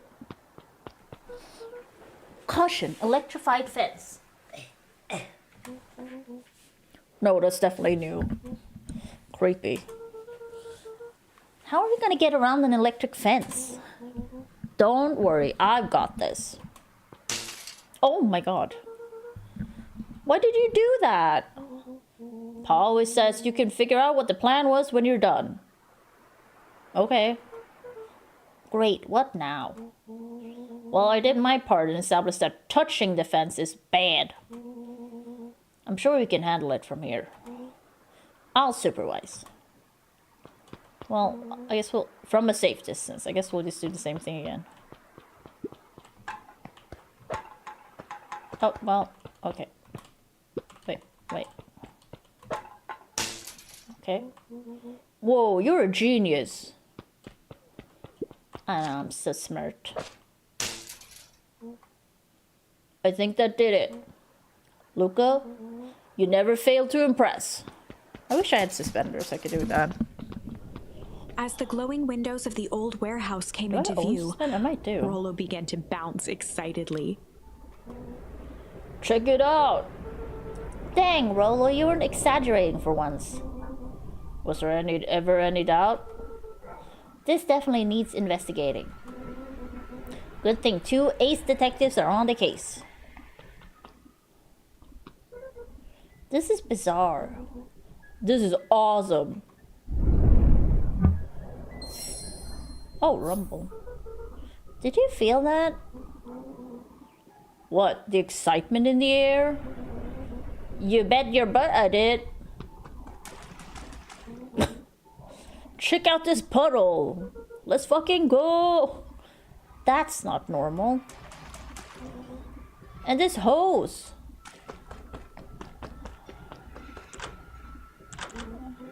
Oh man, the door's locked. Try harder. No dice, it won't budge. Oh well. This dumpster's new, right? I bet it's got stuff in it. Can't really see what's in there. Who did all of this? My nose is itching. I think I smell some treasure. Are you sure that isn't the hazardous waste? Just help me get in. Rollo, it would be my honor to throw you in the trash. That's a good friend. Come on, Lady Luck. So, what's in there? Let's see. Ugh, there's a squishy bag of squish. Wow. A good inch of stagnant sludge. Oh. Your natural habitats. Wait, hold the phone. Hold 2 phones. Check these bad boys out. Are those walkie-talkies? Oh my god, as a kid that would be amazing. Just like Hank autonomous communicators. Do these actually work? Ground command to Hank Atomic. Hank, do you read me? This is Hank Atomic ground command. You're coming in 5x5. How are your vital readouts, Hank? It's getting a little stuffy in here. Requesting assistance for evac. Help is on the way.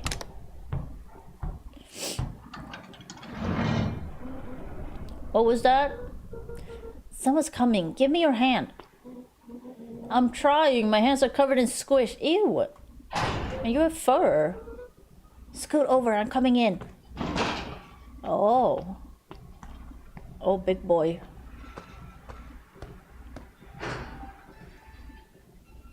What? Uh-huh.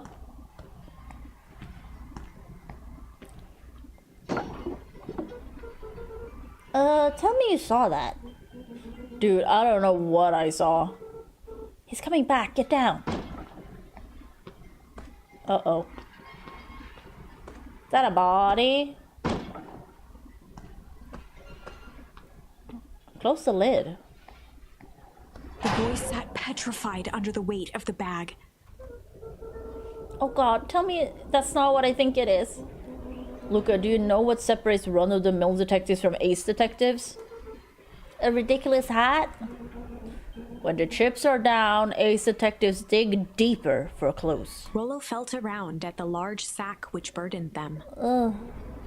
Uh-huh. He snapped off a tag from just within a small zipper opening in the bag.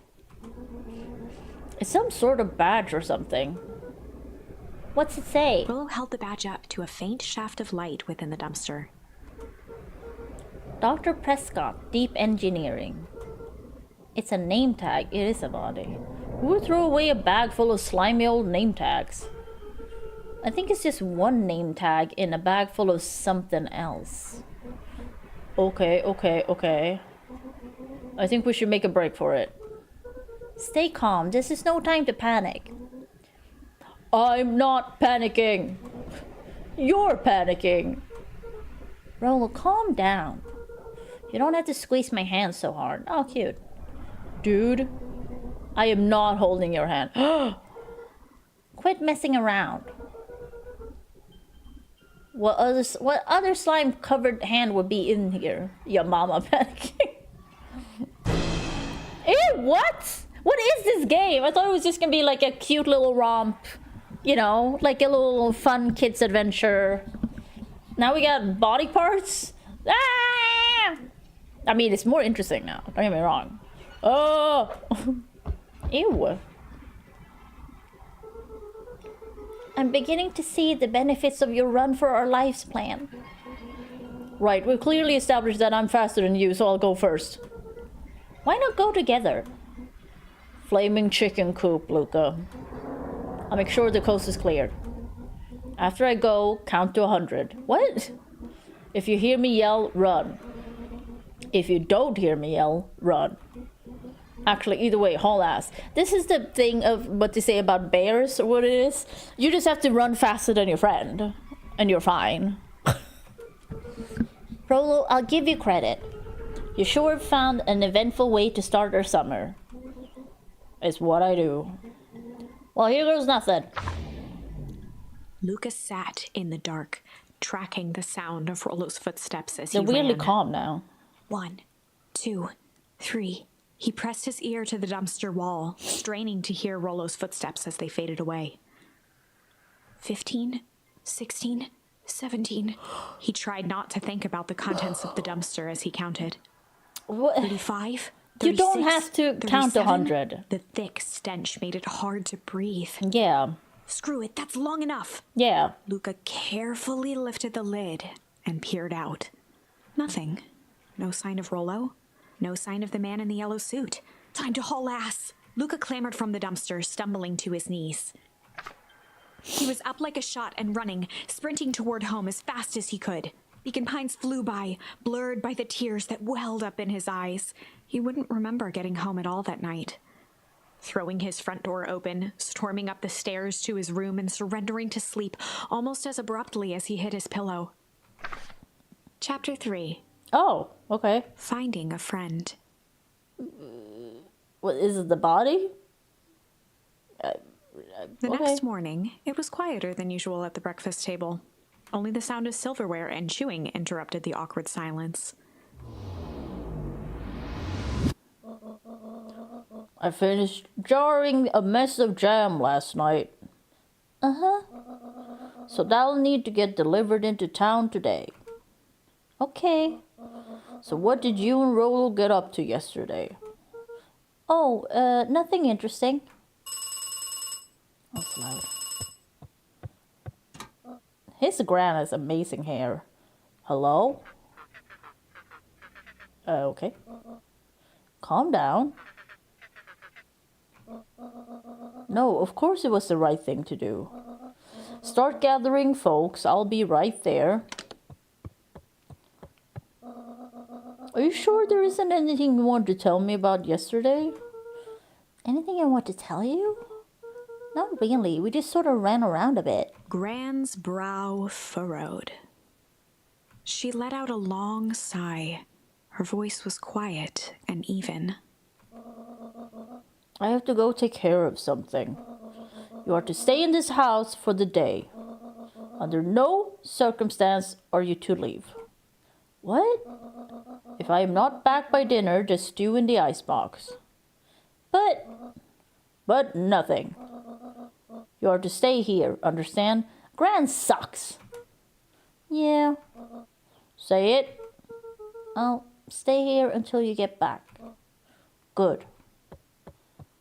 Boo! Boo, Gran. Well, that was strange. Time to leave. Wait, is there anything in the garden?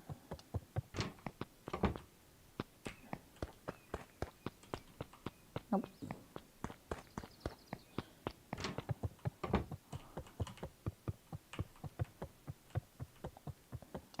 Luca was desperate to check in with Rollo. Yeah. Until Gran returned, he was trapped. Can't you call him? You have a phone. An Oh, eerie electronic sound echoed from Luca's bedroom. Hello? Is anyone there?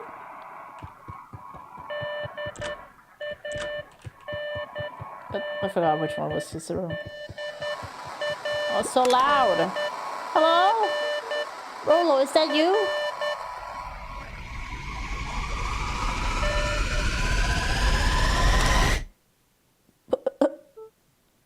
Over? That was strange. It's aliens. Luca glanced at the now silent walkie-talkie. He wasn't sure what to think. I mean, you can play this game with one hand, though. I mean, I have so far. Yeah, I'm coming. Fucking cops? That's Roxy. Oh, hey, Roxy. If this is about me, accidentally kicking you yesterday. Is Rollo here? No? Look at me, Luca. This is serious. Is Rollo here? No, I haven't seen him since yesterday. Rollo didn't come home last night. What? A pit formed in Luca's stomach. Where was the last place you saw him? We were playing around in Weepwood, and then it was late and we went home. Weepwood? If he's alive, I'm going to kill that little creep. Is there anything else? Anything that he said? Luca's mouth felt dry. No, we were just messing around. Okay. I need to go let people know to check the woods. You just stay out of trouble. I keep forgetting her voice. Go see if he's hiding in the library or something. Luca could feel his heart beating in his throat. Rollo. Where are you? Check the library for Rollo. The library? Wait, where was that? Yeah, was it this way? Oh, not that way. Oh, hello. Hey, Bert. Have you seen Rollo? Nope.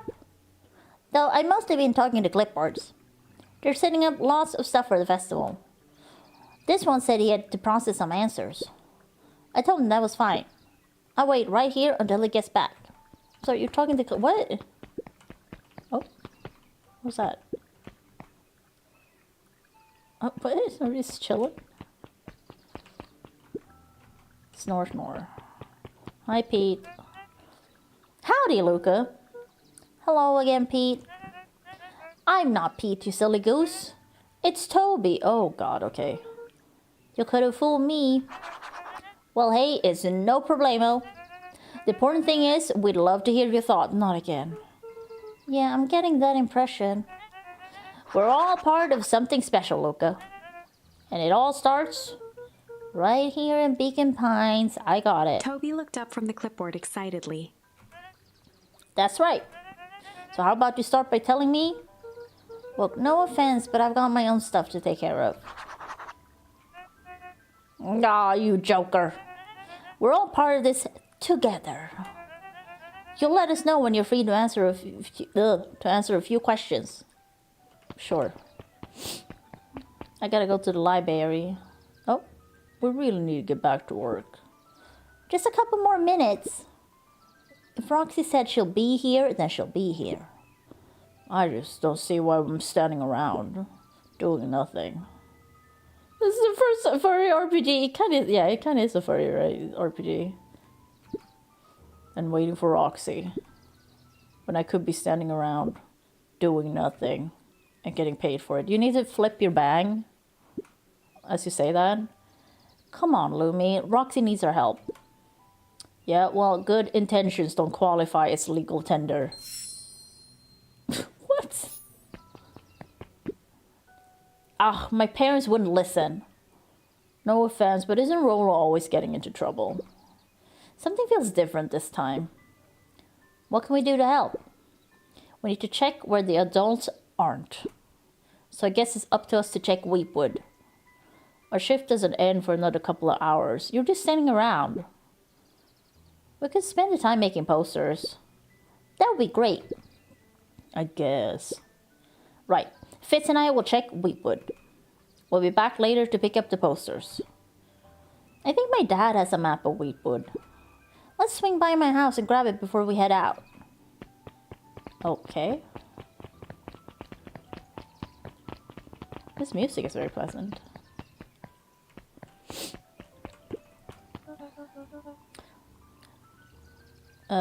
What's this about a missing child? God, there's too many voices now. I must stress that the situation is completely under control. It just all seems so terrible. And you're sure there's nothing we can do to help? Nonsense. Young Mr. Carter will turn up safe and sound, I am certain. You just focus on settling in. Oh, they're new? I trust my sister has supplied you with suitable lodging. Oh yes, Miss Valentine has been more than accommodating. We were just telling our daughter, Beck, that... Oh, you lesbians? Now, where did she run off to? Oh, is that it? Okay. His eyes went wide in disbelief. What do you mean, vanished? That's impossible. Oh, my. He doesn't even see the danger he's in. I wish I could enjoy books like that. Hey, Jason? History Museum. It's laughable, really. Did you happen to see Rolo in there? No, just a shadow of a family. Clinging on to a town, clinging on to the past. What? Feel free to check for yourself. Don't expect to have your mind blown. I mean, do people get their mind blown in history museums? I mean, you learn things, but not like, you know? Hey, Griffin, has Rolo been by? Haven't seen him all day, dude. I'm sure he'll show up safe and sound. And when he does, tell him there's a strawberry chocolate double scoop waiting for him. Ooh, that's good. On the house. He'll like that. Who wouldn't like that? Come on. Sharper Valentine, a celebration of excellence. Oh. Oh. We all know Beacon Pines is a great town. What you may not know is great towns grow from mighty roots. And that is why you cannot tell the story of Beacon Pines without telling the story of one Sharper Valentine. Young Sharper's keen intellect and strong moral fiber led to a grand vision. A vision of a community dedicated to a better tomorrow. In his own words, a better tomorrow is within our grasp, but it requires a singular mind to harness it. Lucky for us, he decided to grow that vision here, in Beacon Pines. And how does one grow a better tomorrow? With fertilizer, of course. Valentine's Fertilizer Company became the lifeblood of a town yearning for purpose. But then tragedy struck, a scientific experiment gone wrong. An accident which took Sharper away from us far too soon. To this day, we struggle to pick up the pieces. But one foul harvest isn't enough to stop the people of Beacon Pines. The spirit of Sharper Valentine lives on. Was that the fall harvest? It lives in the hearts of everyone with a dream for a better tomorrow. Or has there been more? Together, we will follow his example and grow a bountiful future. Paid for by the Valentine family and the Valentine Fertilizer Company Remembrance Fund. That's how American commercials are, especially for medications and stuff. All the, like, terms and shit at the end. We don't have that. That was unhelpful. Take a cake. Oh my god. Eat all the stuffs. Shit, I forgot I have a corn cob. Is it called corn cob when you have the whole corn in English? Because you say corn on a cob. Is the cob the things you put it in? Or is the cob the thing in the middle?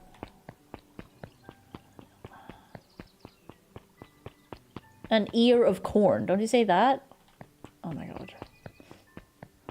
The hard part in me. Oh, so that is the cob. So it's corn on the cob. So it means that the kernels are still on the cob. Okay. So I have... But what would I say then? I have one piece of corn. So is it called a corn cob? Or is it... What's an ear of corn then? Because don't you say an ear of corn? Okay, yeah. I saw a trick, of course, on Twitter, where you just like, you microwave it for a few seconds and then you can just peel all of the things off, like including the little hairs and stuff. Yeah, it has the husk on it still. Because that is always getting all the shit off it is always the difficult part. But like fresh corn is so nice. Just a bunch of butter. Just a bunch of butter. Wait, where's the oh, there's the library. It's like, where is it? A penguin? Hey, Jace. Oh, hey, Luca. Did Rolo come by? No. I was actually surprised. It's usually here early on days when a new issue drops. Rolo's the biggest Hank Atomic fan I know. Besides myself, that is. Well, if he does swing by, tell him to meet me you know where. I don't know where. No, he knows where. Oh. Roger that, Space Cadet. An ear of corn is the unit you purchase, which consists of a cob which are surrounded by the husk and silk. Okay. So, what if it did? So if it doesn't have, why? Oh my God! We just call all of it like one word. Why is English? Why is it such a distinction? So if say it didn't have the husk, so is it a corn cob then? It's still basically the same. It just doesn't have the husk and like the little hairs. I guess it's called silk. I didn't know that. Oh, shit. The bottom corner shelf was a dusty array of thick science books. Only one binding was clean enough to read. So you're talking about what you buy versus how you serve it. Yeah, but because okay, no, but that's no, but if I bring it out now, I don't have to show it because you know what it looks like. But I have it. It has the silk and the husk. So that's an ear of corn. But if I take all of that off and it's still not cooked, like it doesn't have it doesn't have the husk and the silk, is it still, what is it then? Like a bunch of grape is what you buy. I mean, you buy grapes, I guess. I don't know why this is so complicated. Cellular biology and the chemistry of mitosis. Boring. Mycological phosphorescence. Oh, fungi. Ugh. And corn, just as corn on the cob without the husk. Okay, so it's still... Because, okay, so corn on the cob is both for when it's cooked, because it's still on the cob, right? And when you buy it without, or if you have it in some way, for whatever reason, without the husk and the silk. Am I understanding this correctly? No, because Ever is saying it's only if you serve it like that, because that means it's cooked. Okay, because I was like, because my question was just that. It's like, what if I didn't cook it, but it didn't have the husk and the silk? Is it still corn on the cob? Because technically, like, it makes sense, like, because it is still on the cob if the middle part is the cob. It is, I never thought about it this hard.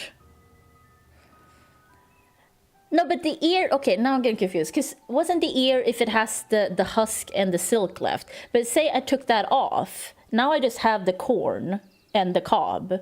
But it's still uncooked. So that's still corn on the cob. So we go from an ear of corn to corn on the cob to cooked corn on the cob. Right? Why is English like this? So there's a plant that has ears. No, that's more complications. Because we just call it, no matter if it's cooked or not, we just call it one word. Which is basically corn on the cob, I guess. You buy those and remove the husk and silk and cook it. Yeah. Yeah, because what I currently have is an ear of corn. But when I strip it, it's corn on the cob, but it's still uncooked. But when I cook it, it's corn on the cob, but cooked. You can cook it in the husk? Oh, I didn't know that. I mean, I probably won't, because it's going to be harder to take off, because it's hot. I'm going to try that microwave thing I saw. I think you microwave for like 30 seconds or something. Yeah, no, I understand. Because like the kernels is that part I understand. That's very easy. Because like corn kernels are always kernels, right? Is it 4 minutes? No, I just need to. I just wanted to be able to take off the. But is it 4 minutes? Oh, it might be 4 minutes. Okay, sorry. I just saw it like scrolling. But yeah, because kernels is easier because that's just kernels no matter what. It just is what it is. I'm not doubting you ever. I'm just getting confused. I'm just getting confused because it's like, well, it starts out as an ear cord and then you strip it and now it's a corn on the cob. But even if you haven't cooked it, it's still corn on the cob. And after you cook it, it's still corn on the cob. So it's not even that complicated, but I'm like, wait. But yeah, it's just like we only have one word for it, whether it's cooked or not, I think. Yeah, we just call it like corn on the cob at all times, I believe.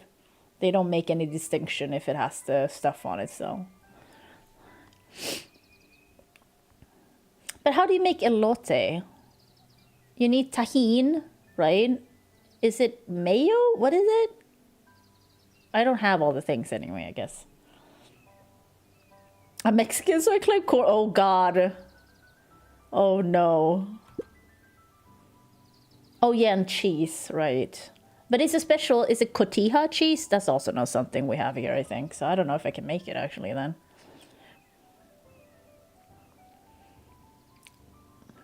More like my complete loss of interest. Oh, my God. Feta? Oh, is it similar?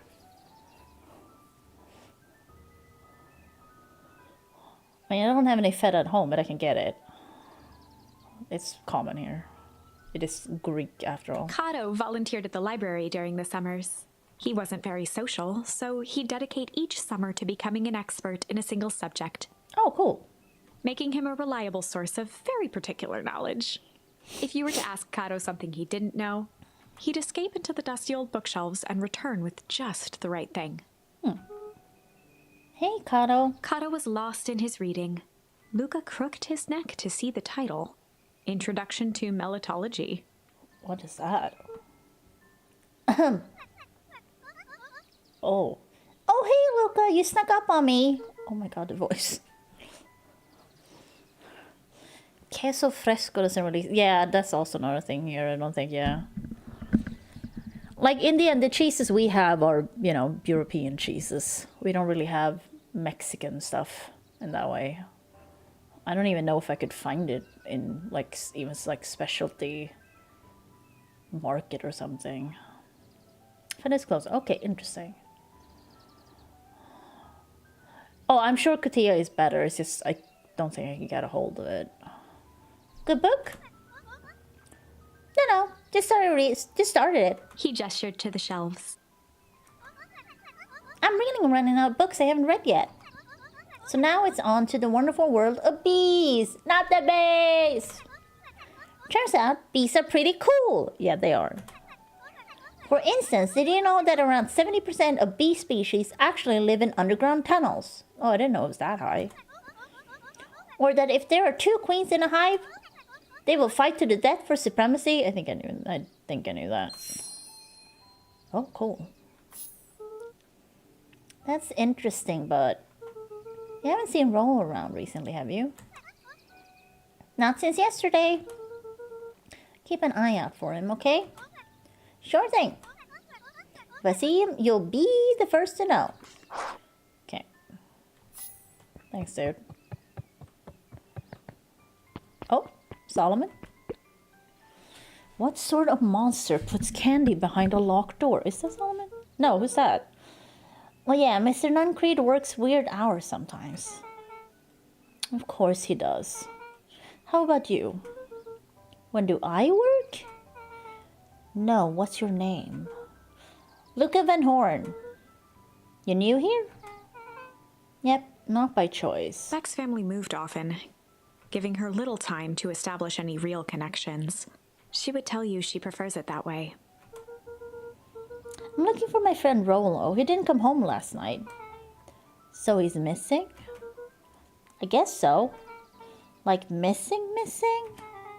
Does that sort of thing happen a lot around here? Luca shifted his feet uncomfortably. Yeah, your mom missing. Well, that sucks. Yeah. So, I should probably get going. Hey, wait up. What? Beck pulled a coin from her pocket.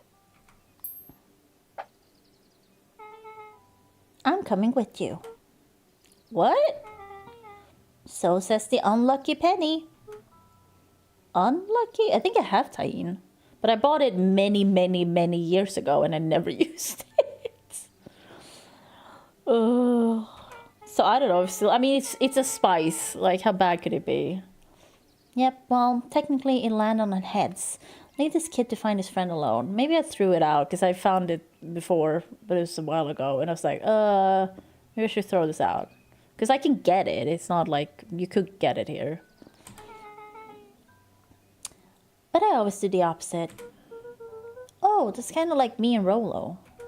I'm not gonna lie, I will probably just boil the corn and, like, butter it and eat it. I guess Rolo is my unlucky penny.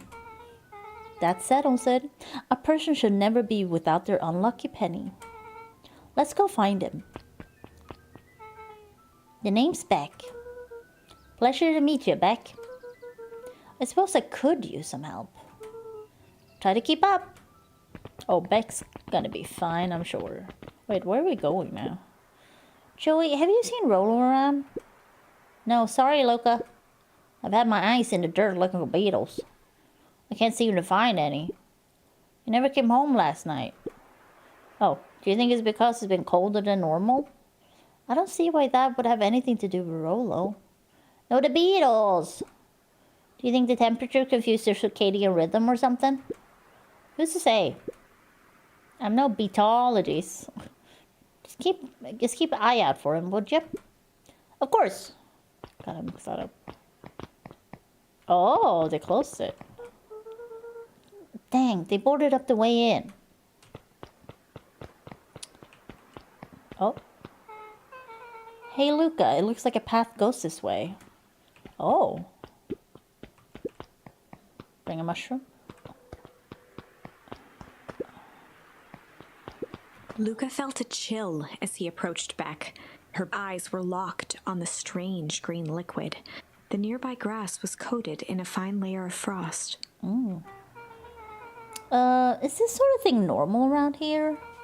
Because puddles of glowing ooze are definitely not what I expected from this place. I have no idea what that stuff is. Well, the next obvious step is science! Then what does science suggest? Poke it with a stick!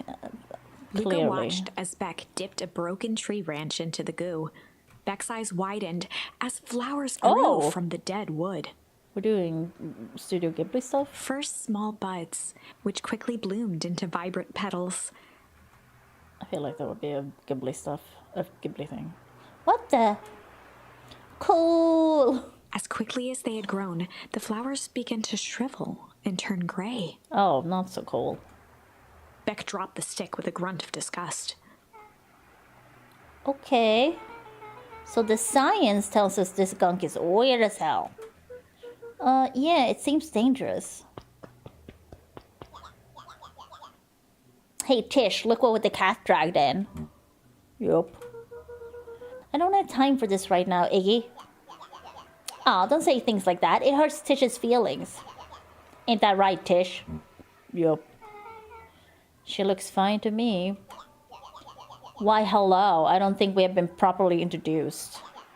Iggy's the name. This is my compatriot, Tish. Yup. You've probably heard of us. Can't say I have. I forgive you just this once, on account of you being new around here. Why would you hang out with this dud? Oh, he seems pretty alright. Iggy, why do you have to be so... you? Has he even told you that his parents skipped out on him? Jesus. Shut up. It's true, they got tired of having such a pathetic kid and left him. Iggy, I'm only gonna say this one time. Don't talk about my family. Ah, well, look who's grown a backbone now that a girl's around. First his pops croaked. Then his mom finally couldn't take it anymore and bounced. We fighting? Let's fight. Iggy took a step towards Luca, his sneer lit by the glowing puddle. Beck could see tears welling in Luca's eyes, his fists clenched. Some things about Beacon Pines were very different from the city. But a bully from a hayseed town is really no different from a city bully. Does he have nuts? Kick him nuts. That's what I would do. Beck took a deep breath and thought. Well, time to... Beck took a deep breath and thought, well, it's time to bust out the strange? I want to see what that is. Time to bust out the strange. Dr. Strange shows up. Alright, Luca. Looks like you need a little mud bath. What's wrong with you, new kid? We're about to pound your friend. Ew. Beck stared in silence, the only sign of life being the twitch of an eye. It's weird when people don't talk. Yup. Stop being a weirdo. Hello? Are you some kind of wackadoo? Makes sense. Wackadoos travel in packs, eh, dud? At the sight of Iggy taunting Beck, something in Luca snapped. Iggy's smirk shifted to a look of shock as Luca launched himself into his stomach. Oh. Ah! Iggy's clothes were drenched in the glowing ooze. Gross. You jerk, my clothes are ruined. I'm gonna... Iggy's voice began to slur as he struggled to get up. Did you kill him? I don't feel so good. Oh my god. Health? I'm sorry, I just... Oh shit. Yup. What? Okay. Oh, was that it? Okay. That was intense. It's gonna be okay, or right? Nothing about this seems okay. The person at the warehouse, this strange ooze, and what it did to Iggy. Was Rollo caught up in all of this? We have to find Rollo. You took the words out of my mouth. Not toxic. Property of Valentine Fertilizer Company. Looks old.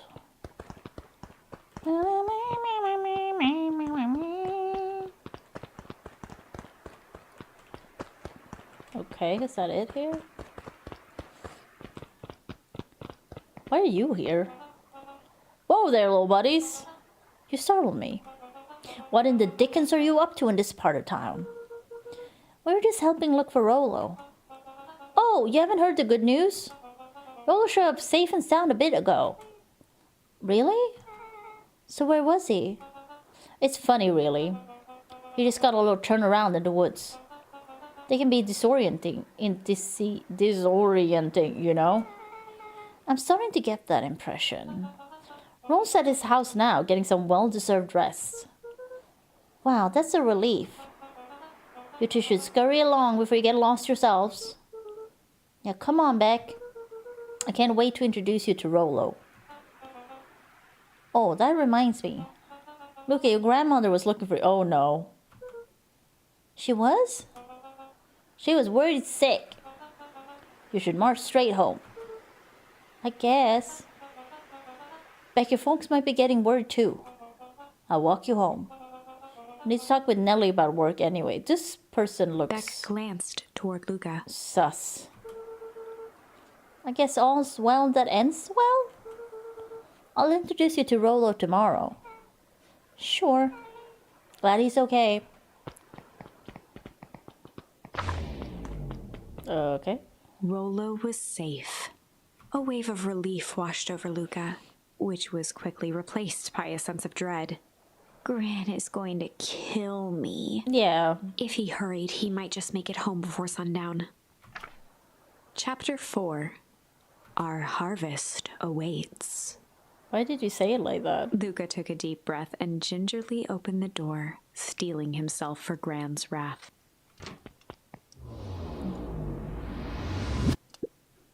Gran? I'm home. Everything's fine. Gran? Kitchen? Gran? I know I wasn't supposed to go anywhere. I was just helping look for Rolo. Is she dead? Is she dead? Is she missing? Everyone goes missing. Gran? Roxy came over. She was worried about him. So I figured you wouldn't mind if I helped look for him. Was you taken by aliens? Is that what this gonna be? Are we doing alien stuff? It turns out Rolo is safe and sound.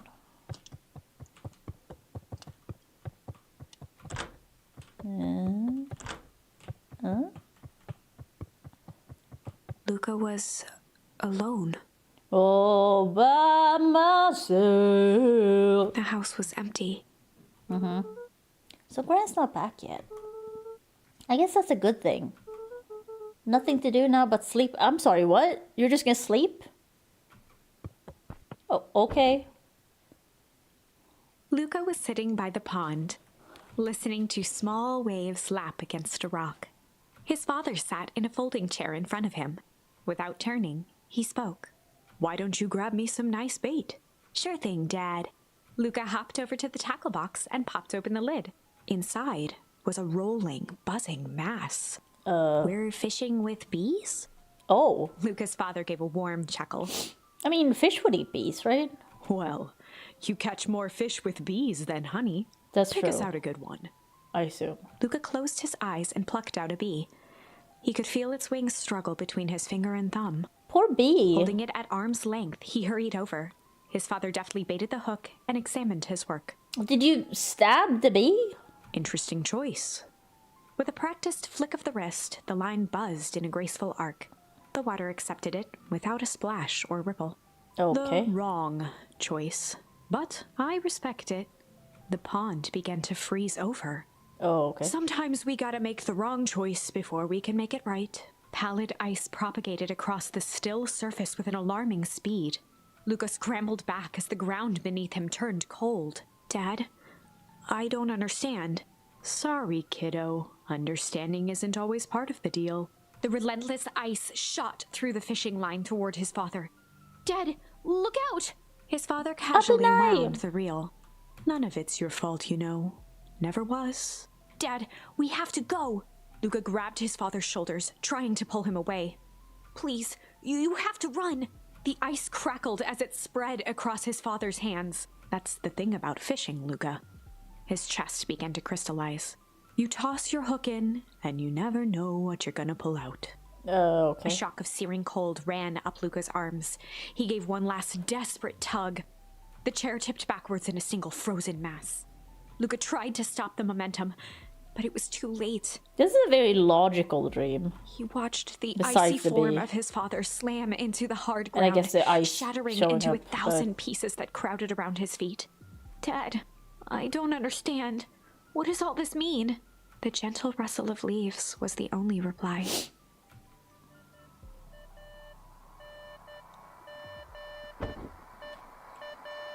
So Gran is now gone missing. Luca's eyes struggled to focus on the walkie-talkie.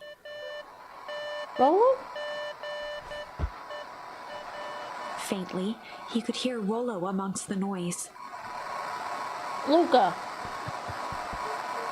Rolo, is that you? So loud. Luca. There? Rolo, it's the middle of the night. Luca, thank God. Listen, I don't know how long this thing will work down here.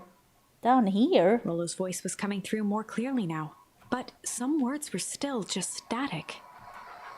Listen to me. Someone grabbed me yesterday. What? The man in the hazmat suit?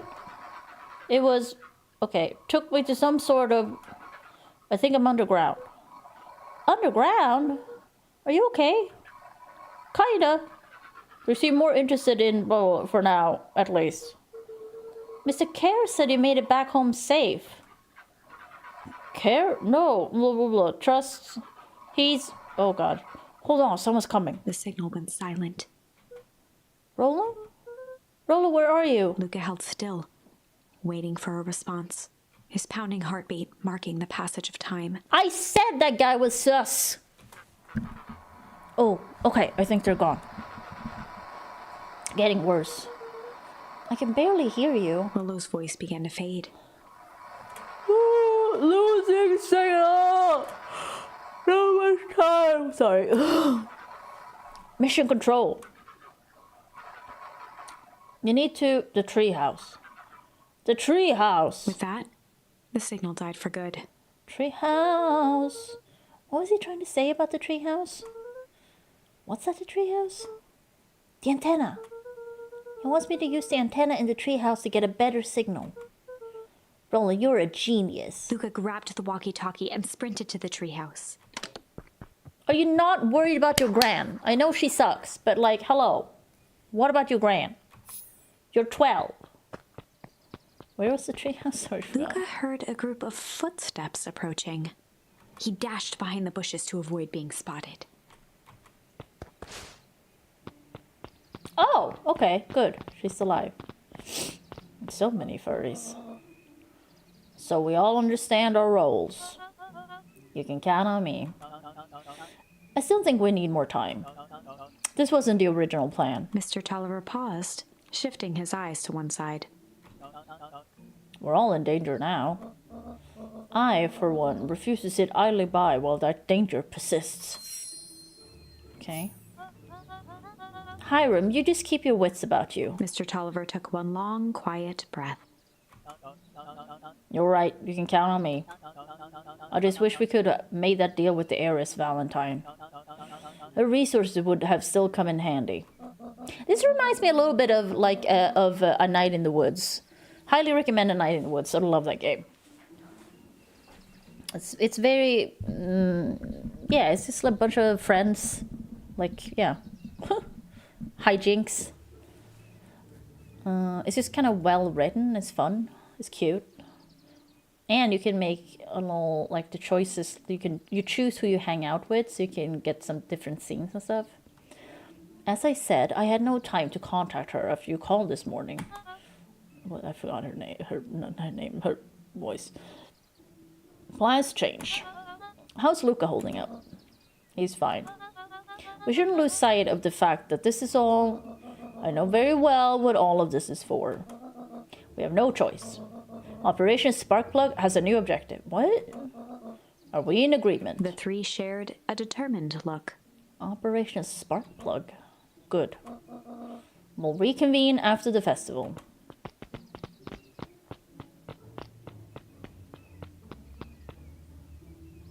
Oh? Oh? Ran. Why are you meeting with Mrs. Fratelli and Mr. Tolliver late at night? Won't she be annoyed or like worried for you that you're not at home now? Oh God, the fuck. Hey Luca. Ah! Dawn, you scared me. How long have you been there? She cute. Oh, just a few minutes. Early today, I saw Mr. Tolliver and your gran enter the diner together. When my shift at the newsstand was over, they still hadn't left. So I used the greatest tool of any investigative reporter. Time. When they left, I tailed them here. What do you think they're up to? Whatever it is, they seem organized and determined. They mentioned the festival. Yeah, I heard that too. Has your gran been doing anything different recently? Anything strange? She got a phone call this morning and rushed out the door. A call from Hiram Tolliver, it seems. She was either furious or terrified. Well, a little bit of both. Yeah, or both. Look up, be careful out there. I think we might be in the middle of the scoop of a lifetime. I will. Okay. Aren't you coming out? Nah, I'm gonna stay out here for a bit longer. See ya, Luca. Aren't you also a child? Do you not have parents? Why am I going this way?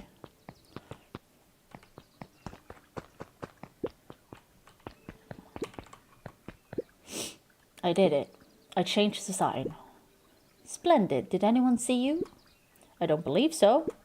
You were right. It was simple enough to just rearrange the letters. Odd choice for a prank, though.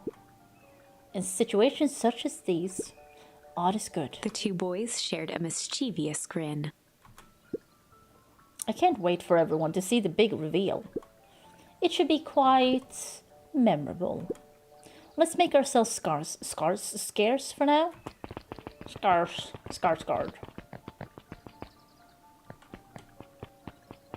Okay. I bet you heard. Oh, to the treehouse. I already forgot. Completely forgot. So when does this game save? Oh. Do you have lights in there?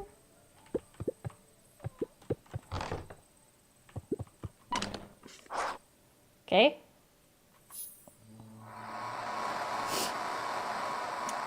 This also gives me Oxen for you vibes a little bit. Rolo? Rolo, are you there? I'm at the treehouse now, Rolo. Mr. Kerr said you were alright. What happened out there? Dang it, Rolo, where are you?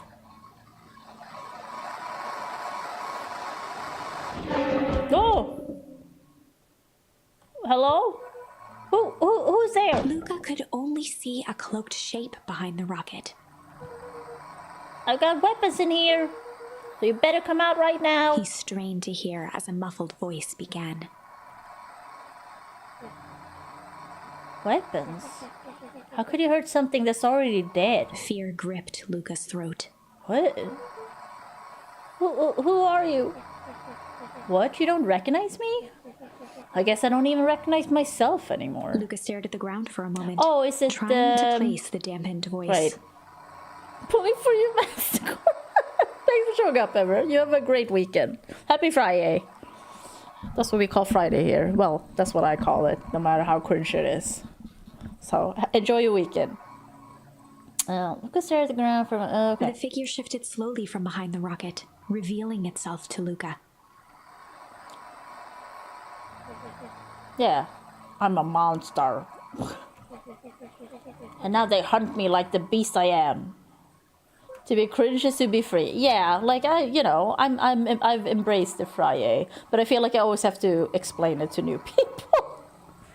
Icky, say your rap, which are you? As I go, I'm about to stop soon. Luca reached over empathetically.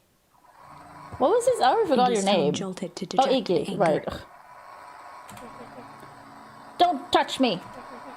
This is all your fault. Luca slumped to the ground, overwhelmed by guilt. Oh, he's wearing my coat. I'm so sorry. I didn't mean to. I lost control. So you couldn't control yourself for a second. And I get to be like this forever? There must be a way to fix this. Oh, you're gonna be my savior? Perfect little Luca saves the day. With his positive attitude and the power of friendship. Hey, that's anime. None of this matters. There's no time. They're after me. They chased me all through Weepwood. I only came in here to hide. Hide from who? Who's after you? Became like 3 weeks early. Oh yeah, I did see that. That's terrible. Well, I mean, glad she got the baby and all, but that's terrible for you that all of this is happening. Because like you also said, she didn't have time to teach you, right? So I don't know, how are they going to deal with that? Luca, Rolo? It's not safe, Luca. Rolo, where are you? The treehouse. But like, yeah, but how are they going to solve that? Because that's not on you. I mean, it's a job, so they'll be like, well, that is on you. You should have just magically known. I don't know, because like you might have a more reasonable, thing. Sorry, I'm just clearing. She actually messages this morning and said she still trained me. I expect them. Oh, really? Oh, well, good for her then, I guess, and good for you. Oh, it's fine. I did. Yeah, I got it. Yeah, good for both of you then, that she also can do that. But yeah, I mean, that's strong of her. Yeah, I was also like, wow. But I assume she has maternity leave for a bit now, right? Wait, how long does she have maternity leave? How long does she have it? Because in the US, like, what do you have there? If you have it. The treehouse. I'm at the treehouse, Rolo. Where are you? No, Luca, the treehouse isn't safe. They said they were going to the treehouse. I was trying to tell you to stay away from the treehouse. Who said they're going to the treehouse? The clipboards. Oh. What did I tell ya? Those perennial harvest wackadoos are after me. They've been chasing me, yelling questions at me. What sort of questions? They were saying the same stuff they always do. But it's different now. Less asking, more threatening. We're gonna figure this out. Oh, so the clipboards are those two twins, right? Yeah, well, thanks. Oh god, hello? Is anyone present in this arboreal domicile? It's the rest of the year. 3 months paid, I think. Then you can take another month unpaid and just going to just tack some regular time off on it. Okay. God, that's so short though. For having a new baby, that's very short. But it's America. Crap, they found me. Look at what's happening. Don't panic, you stay here and I'll see what they want. What? Hello, Mr. Van Horn.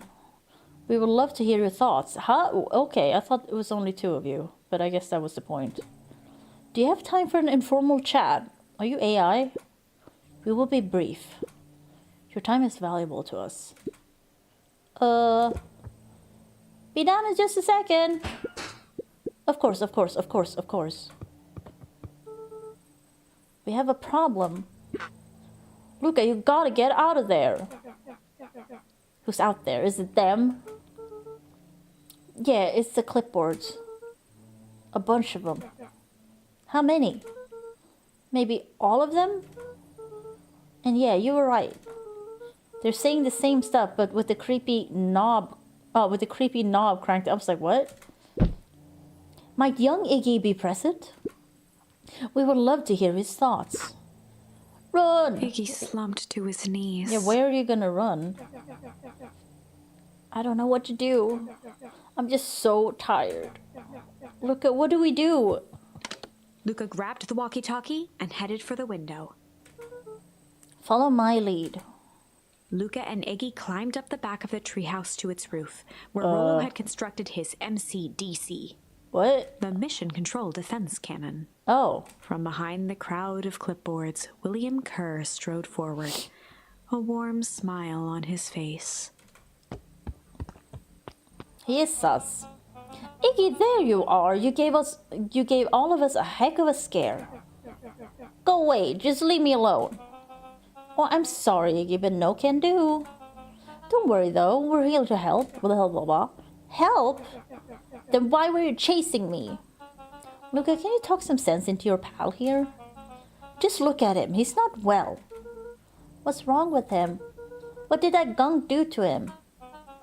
Well, that's a pretty honking big question, Luca. All you need to know is that he's sick. He's real sick, Luca. He's down with the sickness. I just need you to let us up there and take care of him. You told me Rolo was okay, that he was back at his place resting. He is. Poor fella just got a little lost. That's a lie. That is a hurtful thing to say, Luca. I thought we were buddies. Why? Because he lets you ramble on like a wackadoo? Nobody likes you, you creep. Kerr's smile faltered. Oh, is he a hyena? Is that what he is?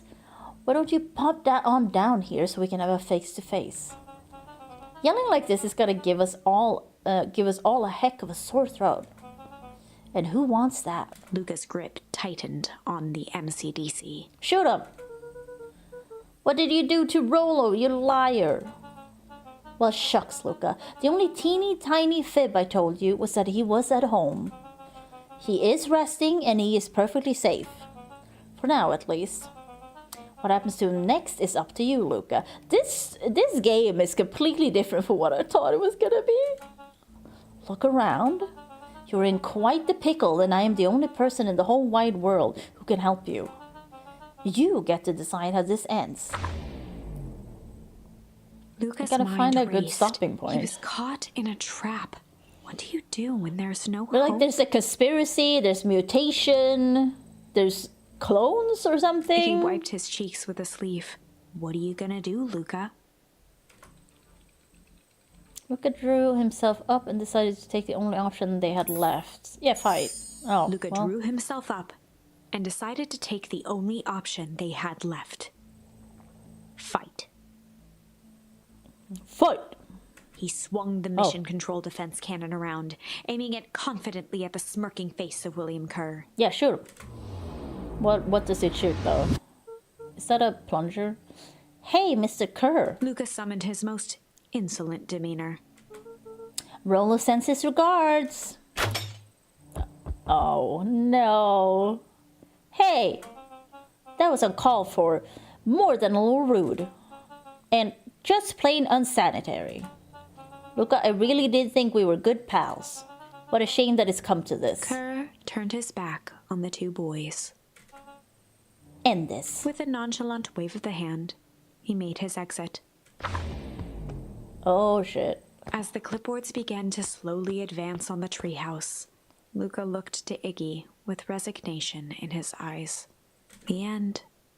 Oh, That escalated quickly. yeah. Maybe discretion was the better part of valor here. Let's put a pin in this for now. Oh, God. Fucking work. So how do I... So can I just... Does it... I assume it saves. It didn't say anything. So let's hope it saves. Jesus. Because I gotta stop. I'm kind of hungry. I'm hungry.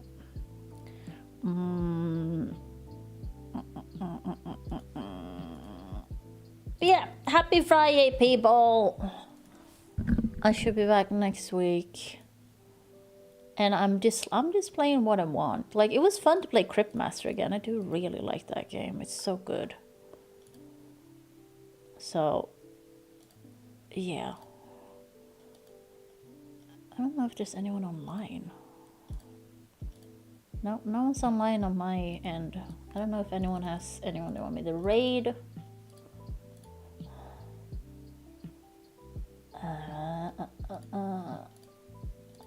Is anyone playing this game? I need to make more of an effort to really be like good, like raiding people. Beacon Pines, because it was free, so I'm like thinking someone might be playing it. Yeah, someone else is playing it. 2 viewers, 8 viewers. Deutsch, Espanol.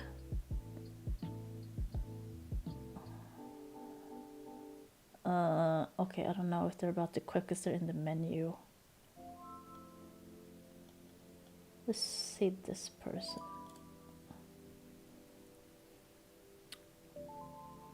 Let's raid this person. And hopefully they're cool. English, chill, lurker friendly, safe space, LGBTQIA, cozy, wholesome. They're further in than I am.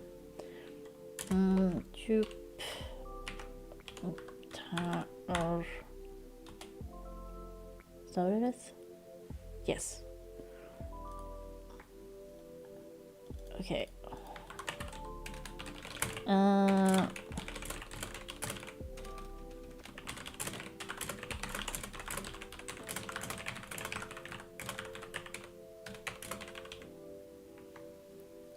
Okay.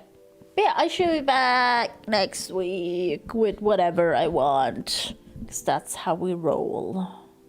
But everyone have a great weekend. I'll probably be playing Big Walk with a bunch of you this weekend. Hopefully we can get that going. Because I'm very excited. I'm really looking forward to it.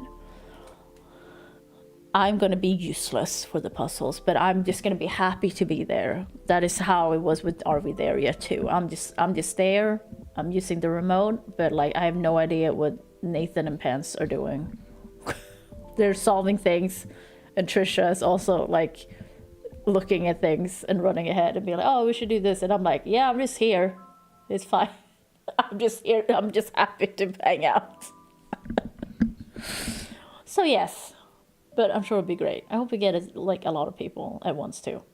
So hopefully that happens. Thanks for showing up. Peace out, guys. Bye.